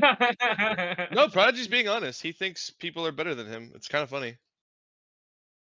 It's probably because he masturbates. He's a weak man. Yeah. So you put yourself where then in with Just Sam and Linus? Yasam and Linus? Come on, man. Wait, Yasam? Sorry, Yasam? Ah, sorry, We were talking about Davey and Linus. I'm misclicking. Yeah, Davey and Linus. Don't get me wrong. Like Yasam's decent. Like I'm memeing him, but like I'm memeing him because it's like, you know, it's reasonable to pick on someone who's good. Like I wouldn't kick someone if they were actually, you know, if they're actually terrible, then I'd shut up about it. But I think like there is like a tier which kind of like difference between those guys. Yeah. Yeah, I think it's quite like clear cut as well. I don't think many people are up there with them. Like I don't think anyone is really. You know, I don't know. I think I'm the world's best poker player, frankly. So you're old school. You haven't gone through the classic young man ego death spot. You're on the you're before it basically. Man, if his ego died, there'd be nothing left. So I would melt away in the wind like dust. Sodom and Gomorrah, salt. I was actually trying to discuss this topic with Stefan the other night. I had like a min interview with him, and it's quite an interesting topic. Like when I was young, like I played poker when I was like 18 and shit, and at this time it was like 2006, 7. You know, you could make a lot of money. But we played a different style back then. We played 100 PFR button, and we played, you open whatever fucking hand you want in any position based on random things like game flow. So you're playing live and you see like a couple of dudes chatting, they're probably folding. You know, you open 6-9 offsuit under the gun. Because it looks stronger to be under the gun and blah, blah, blah. It's all about this kind of stuff. Or like a dude just wins a massive pot. You know, you 3-bet him 100 range next hand. Why? Because he's scared. No, because he's scared that he just he doesn't want to lose after he just won a bunch, you know? It's classic live shit. Or for example, I order food, the food comes, and I start eating like I'm really hungry, and as soon as I get dealt any hand, I pretend it's like the absolute nuts, put my food down and start 3-betting. This is the game from back in the day. I remember when I first went to Vegas to play live, I was like on the plane over, and I don't know who the guy was, but like some Spanish reg was sat next to me. I think I was like 21 or something, and like he was telling me, he told me about that one. He was like, yeah, before they know who you are, before they see it, order some food to the table and run an insane fucking bluff while you've got the food there. It'll get through, trust me. And then I was like so hyped. It's great advice. And then like I go to like run like this stupid fucking bluff. And yeah, I remember the hand as well. So I opened from like the low jack or something. I get called on the button and in the straddle. Ball comes jack 4 deuce. I have ace 4. I'm like, fuck it, this will do. But when did the food arrive though? Like the food had arrived like 2-3 minutes before the hand. That's a weak food line, bro. You have to immediately react like on first bite. You know, it needs to be getting put down because your hand is just that fucking good. Do you understand? That's how you sell a food line, bro. I'll teach you later. That's cool. Yeah. Yeah. But like I check raise triple this guy, and it was like jack 4 deuce, and then like an 8 and a 3, and he called down with pocket freeze and the river set. And I was like, what the fuck? He had the food reread. He'd run the food line. Yeah. Or he was friends with the Spanish guy. You got fucking stitched up. Bro. Oh. Wait, no, this guy was Spanish as well. Oh my god. That's so disgusting, bro. You got hard rugged, man. At least he could do is pay for your dinner. Oh my god, that's insane. That's insane. That's so funny. Oh my god. Anyway, the reason I brought that up is because when I was young and stuff, I also thought I was just like the best player, bar none. You know, and maybe in my own little bubble that could have been slightly true. And my win rate was decent, like in online poker. I was like a 5 PTBB winner on stars. If you guys won't even know what that is. But it's basically 2 BB. So it's 10 BB by current standards. But back in the day, Poker Tracker 1, everything was in PTBB, Poker Tracker Big Bets, because Limit was a game format that was, you know, still highly played, like on Full Tilt and shit. So whatever, I was an okay player, you know, and I thought I was the absolute nuts. And because of this feeling that I had, I was able to just like, I would get a read on a guy, nah, I don't believe you. Like I played the Aussie Millions 10K. It was decent stakes for me at the time. And there was a guy sitting out in BB, and some Asian dude like raised into his big blind. I 3-bet him like into the AFK BB. And this guy to my left, he looked like a reg, but he'd not played a hand like the entire day so far. And I'd been playing every single fucking hand. He finally called 4s. And I just don't believe him. I click it over him with a 5-bet, and he just like insta 6-bets me. And I had jack 7 off, and I just ripped it in his face, and he folded. And obviously I showed. But like, you can't do these kind of plays if you don't have this like full belief that you're the nuts. And this belief, it's so strong, even if it's a delusion, that you're projecting this feeling onto the other people, and it's kind of obvious to them that you have this degree of innate confidence. So if they lack confidence themselves, they kind of fear you more because of your confidence. It's like inherently there must be a reason why this guy is so confident, you know? And it creates a lot of fear in your opponents. It's actually an advantage when you play. And I think Phil Ivey is the best example of this. Like Phil Ivey back in the day, he was just right every spot, you know? And that put fear in people's mind. Like, oh, yeah, I could do this. It could be a bluff, but it's Phil Ivey. He's just going to know what I have and make the correct decision. And people play way worse if somebody has the fear edge on them. And so I was discussing this with Stefan, but unfortunately the language barrier kind of prevented us from getting into this topic, because I think recently he's gone through some form of ego death, and it probably affected his game somewhat as well. And he went from being a guy who could just, you know, boss people around and make light call downs and stuff, to a dude who's kind of lost in the sea of all that shit. And I think, Llama, maybe you've just never experienced like that wake up moment where you realize like, oh, everyone's actually, you know, better than me at a bunch of different stuff, and poker's just one tiny irrelevant thing, and I might not even be that good compared to other people that put in all this time or whatever. No, I reckon he's pretty good. I reckon that moment's not coming. Like, if that was gonna come, it had to be, it had The to be a moment will couple come years. for you 100% regardless of that, Like, the so thought. basically, you have to stay confident through the phase where you're not very good, and then you gain some perspective once you're actually good, and then it's fine. That's true, but it still only applies to the one niche, and you experience this sort of ego death thing on all topics in life. So you'd have to be crushing at literally every metric, which is obviously just not possible. Well, Bro, you're talking like a washed up reg. Like what? Come on. I'm You're talking like someone who like gave up. No, I'm just talking about from life is the game perspective. Like, so poker, fine, you're crushing it, but life is the game. You know, there's all the different categories, and they're all important. And at some point, like for example, like older people, I wouldn't listen to them too much when I was younger. But as I got a bit more wise, I would start enjoying talking to dudes that were like 40, 50, whatever, you know? Because you realize that they've been through tons of different stuff, and it's actually quite interesting to learn from what they've done. Whereas back in the day, I'd be like, oh, look at this guy, he's a fucking fish. Oh my God, he doesn't even realize about this and that, you know? Because I'm constantly trying to prop myself up so that I'm feeling valid in my own system of value. But it's just fully irrelevant. Are we talking about poker still? We're talking about poker on a scale of what's important in life. I mean, I can answer specifically within the poker context, because I would say, like, for me personally, as I was coming up, I often had the opposite struggle where I gave too much credit to people. Yeah, you're the nice guy. I was actually capable of beating.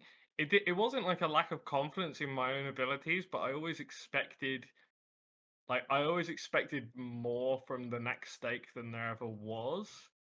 And so I was kind of beating myself by like expecting them to know the counter punches to what I wanted to do, just assuming they had them ready to throw without even checking. Do you know why that is? So many times.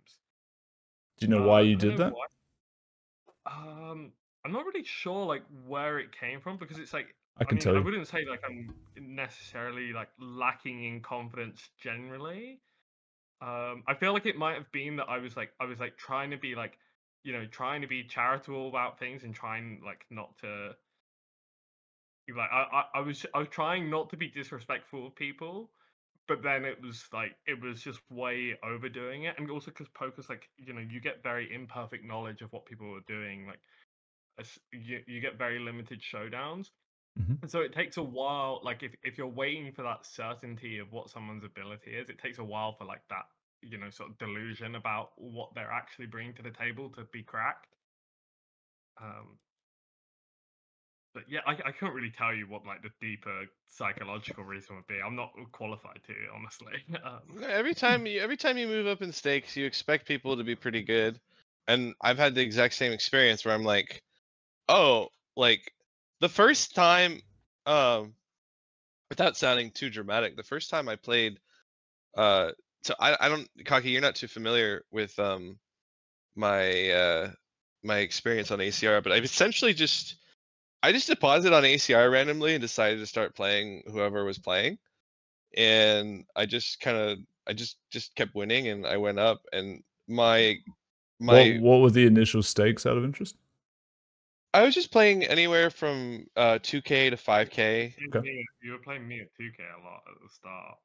Yeah, so I played a decent chunk of 2K, and then up to 5K, and then 10K, and then 20K.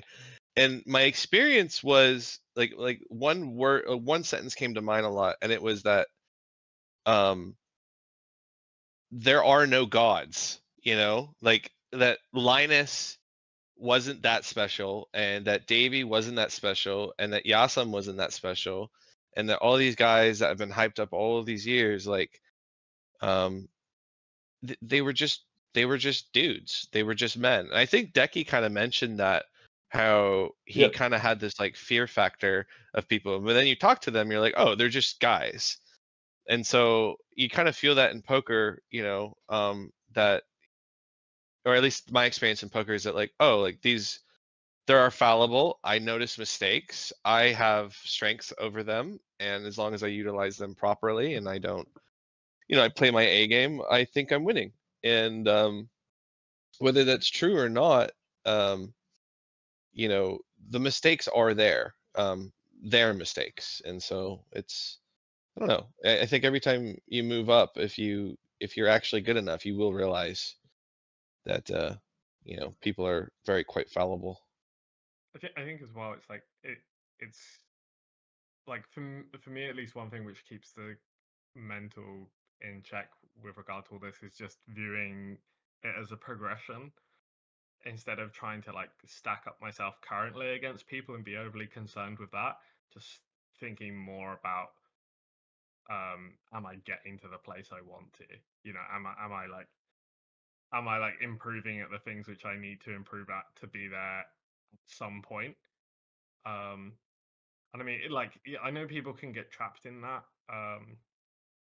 To some, but like, yeah, for me personally, just always, yeah, like, not to get too deep in the cliches, but I guess I am gonna end up saying it's all, you know, life is a journey, and as long as you're, as long as you're The putting friends one you foot made in along the front- way.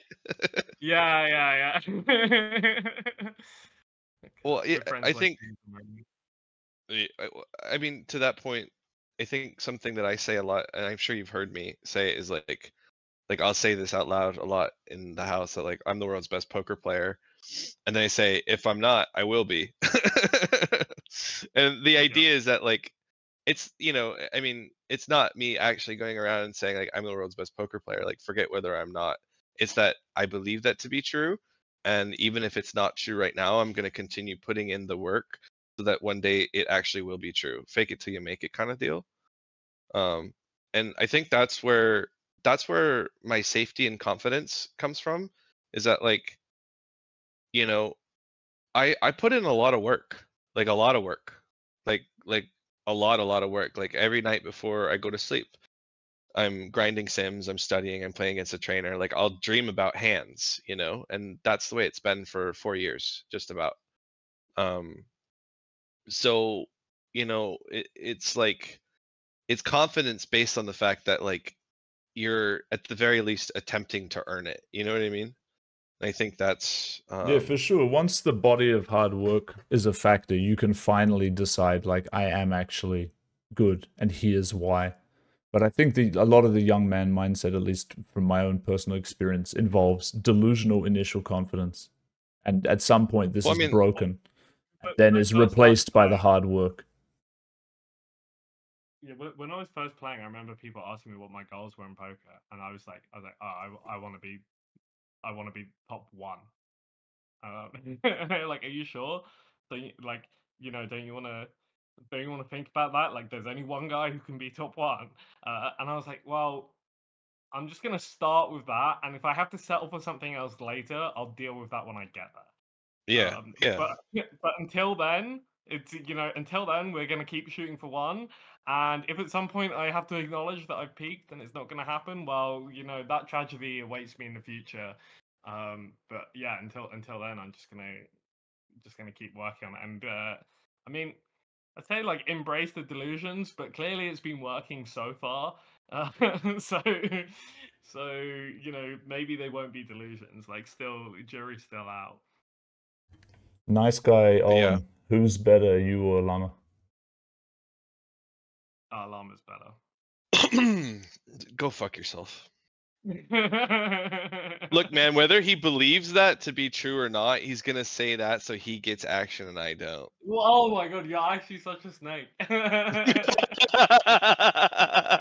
such a snake.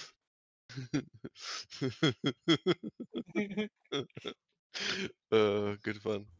Oh, and it's also been requested that you, well, there's two requests. One is maybe talk a bit closer into your microphone. The second one is sorry. commentary on Stefan. Oh, on Stefan.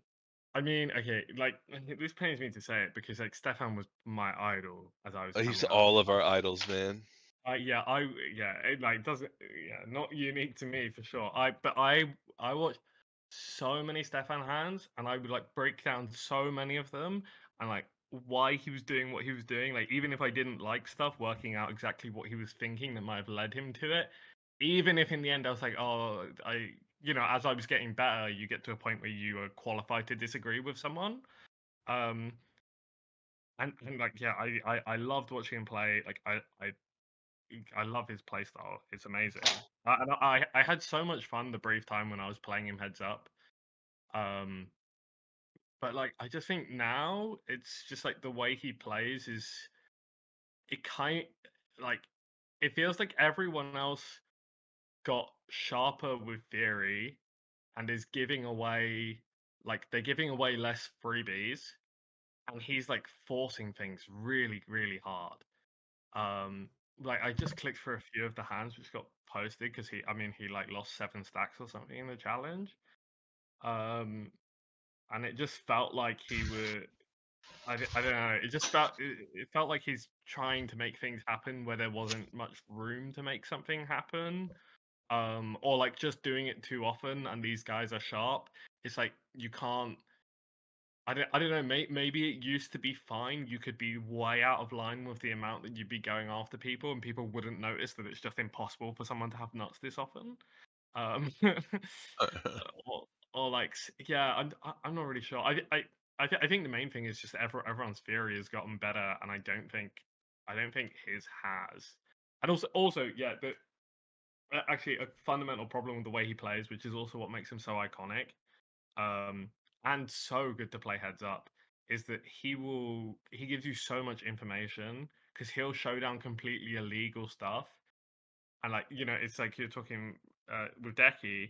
You play against Decky, you're not really going to know what he thinks of your game, like, because all of his showdowns will look fine. It'll take you a long time to understand what he's adjusting against you as an individual. But Stefan, you'll see it like you'll be 100 hands in, and you'll see some insane hand where he's just clearly saying that like, oh, you won't call this line enough, or oh, you're like stationing this line, and he's going mega thin for value. And it's like that's fine in a vacuum, sure, but you know, I remember after playing, like we hadn't even played that many hands heads up, but I just had so many hands which told me like exactly what I was doing wrong, and it was actually a really good learning experience. So it's just like, oh, like yeah, just looking at some lines, and I was like, oh yeah, he really does like. He really just doesn't think I'm calling enough here, like, because he's so, you know, he's torching some hand with like infinite showdown to just try and bluff me, and I was like, yeah, and yeah, it's pretty good league finder. Yeah, more exciting than doing a DB review of yourself, just playing at Steffi. But yeah, I think it's not very sustainable. Like if you're playing against really sharp guys over the long term, and they're just building up more and more and more reads on you, and like they're actually good enough these days to do something about it. What advice would you give him for his poker career going forward? You know, assuming he would listen, not that he would. But you know, say you got into some coaching staking arrangement, what would you have him do from this point? I would say that what he needs is he needs to be able to play solidly when there isn't something there. You know, like because it felt like as I got more of a hang of things when I was playing against him, it was like, oh, if you don't give him anything to grab onto, and to like make a big play, he'll start imagining something and force one. Or he'll play tight passive. Yeah, that happened to him as well. Like if you gave him nothing which was readable, he would just be like, yeah, he had 2 moves. He'd like either mega spew or just be like, oh, I've got like I can't find anything which makes me want to range bluff him, so I'm not bluffing him. So a like, fundamental, a basic lack of fundamentals is kind of. Yeah, I mean, if you can execute the middle ground and then you have the balls to get really out of line, that's like kind of the dream. I think Make was talking about recently. That's the hardest play style to deal with, is someone who sits there and they look really fucking solid and then can do something completely insane if they have the necessary like reads, even if those reads aren't like certainties, but they know there's enough things going on to tip the scales, and that person is way harder to play against than the guy who is just trying to force things to happen because he doesn't know how to play without that. Yeah, it's interesting stuff, man. It's interesting stuff. I think everybody would like to see him at least make some form of comeback because it's just such a shitty story, Yeah, whatever it is I that's can't been help going on with him. Yeah, I can't help but root for him. Like I love to see Steffi make a comeback, but it's like yeah, just sometimes the way I look at he plays and it feels like he's resistant to what needs to be done. But I don't know what he's doing behind the scenes. Maybe it's just like it's something which he's working on, but it's like it's kind of hard to. He obviously has this so ingrained, and it was working so well for so long. That you can see why it would take him a while to to update things. But yeah, I'm interested. I was following along even as he was playing 1K. I was rooting for him to get back to high stakes because yeah, it's just Because you it's wanted just to good. farm It's him, good right? to have Steffi. Not even to farm, man. If he never played me again, but I just got to see like Steffi battling at high stakes again, then I'd be happy. But yeah, Yeah, I agree, I honestly. think it's ways off. I think it's I think Steffi. I think he has a chance, honestly. yeah, because he's such a I don't think he's drawing dead at all. I just yeah. I've heard it he's just like an insane natural talent from I think it was Jaser was talking about how like you can tell him a concept about poker and he will implement it like the next day. And I think like those, obviously like that kind of thing is likely still there. It's just there is like a certain raw amount of work he's behind everyone right now. yeah, I'd probably get him a really good coach who could complement his style, and and I would also look at, I think, more than just like his execution on the tables. I'd be really concerned about his outside the tables, habits and what's going on there, because it doesn't really matter how much you study if you don't have, a lifestyle that's going to be conducive to consistency, at least somewhat, especially with like the way he plays and everything. Yeah. I mean, I think the thing which makes me feel like a bit pessimistic about it is that it's hard to motivate yourself to reclimb the mountain. Like he already got to. I mean, he wasn't necessarily number one, but he was up there. He was the only person who sat in his seat at the round table in any event. Yeah. He was definitely like, there might have been like Linus or whoever, but he was definitely right up there, and he was the only one who could do it playing like him. Yeah, and the graph against Limitless was ridiculous. Yeah, the graph against Limitless is insane. Yeah, that was that. It was full rape. 13 BB all red line, like I think it was absurd. Yeah. I think Limitless have a habit of handing out millions in heads-up challenges, though. Done with it these days.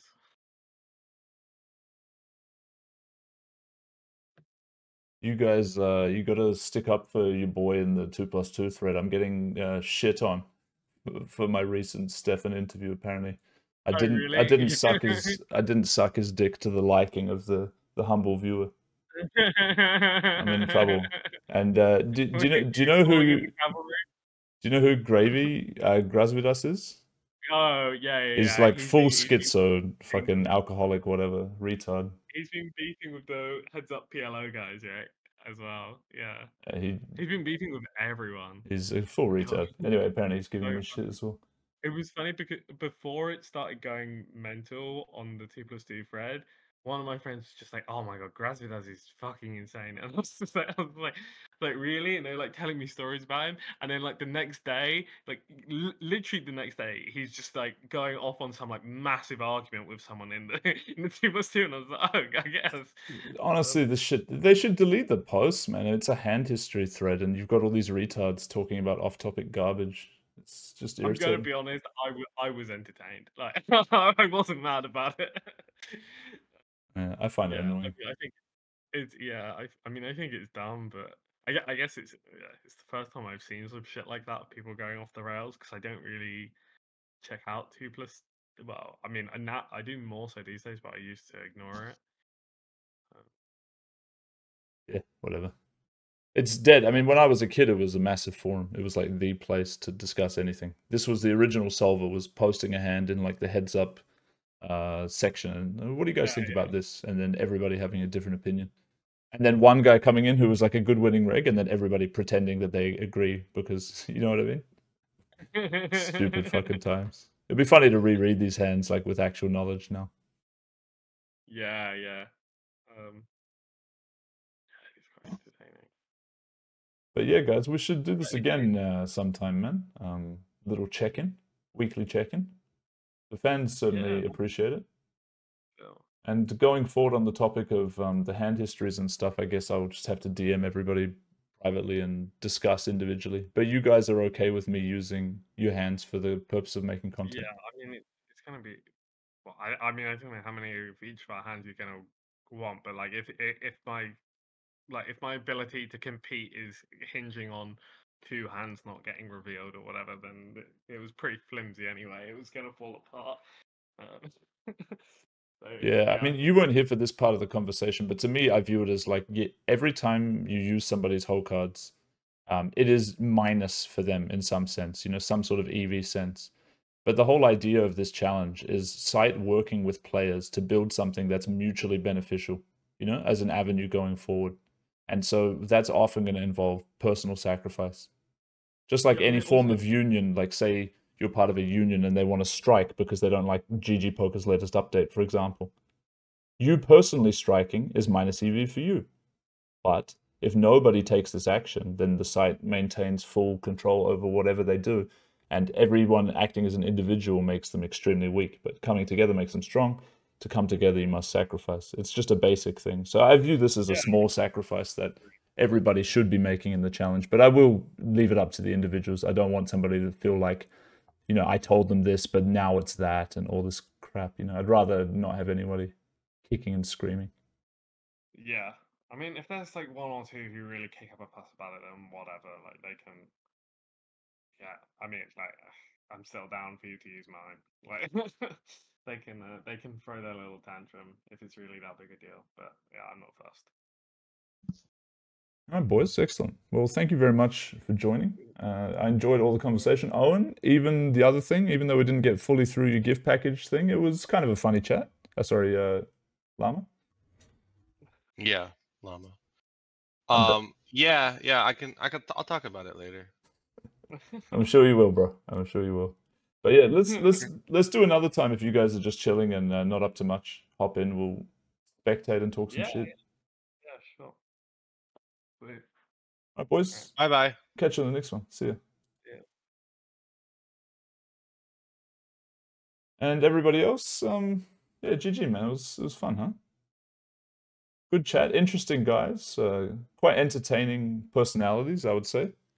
Both of them. Owen, very nice guy. Llama, very honest guy. Happy to put himself out there. Doesn't care what people think. I respect that. And yeah, best of luck to both of them, man. It sounds like the results have turned around a bit. I think they both started off a little bit shitty. I haven't even looked at the latest leaderboard update. Obviously, more hands are being played now, so it's not currently up to scratch. Why don't we check in with a quick leaderboard update before I go off into the wild and do other activities today? Is this updated? This is not updated. What the fuck? I gave the information much earlier today. I wonder if they updated something else, like Instagram or something. I can give the information to the players directly, but the site... Oh, okay.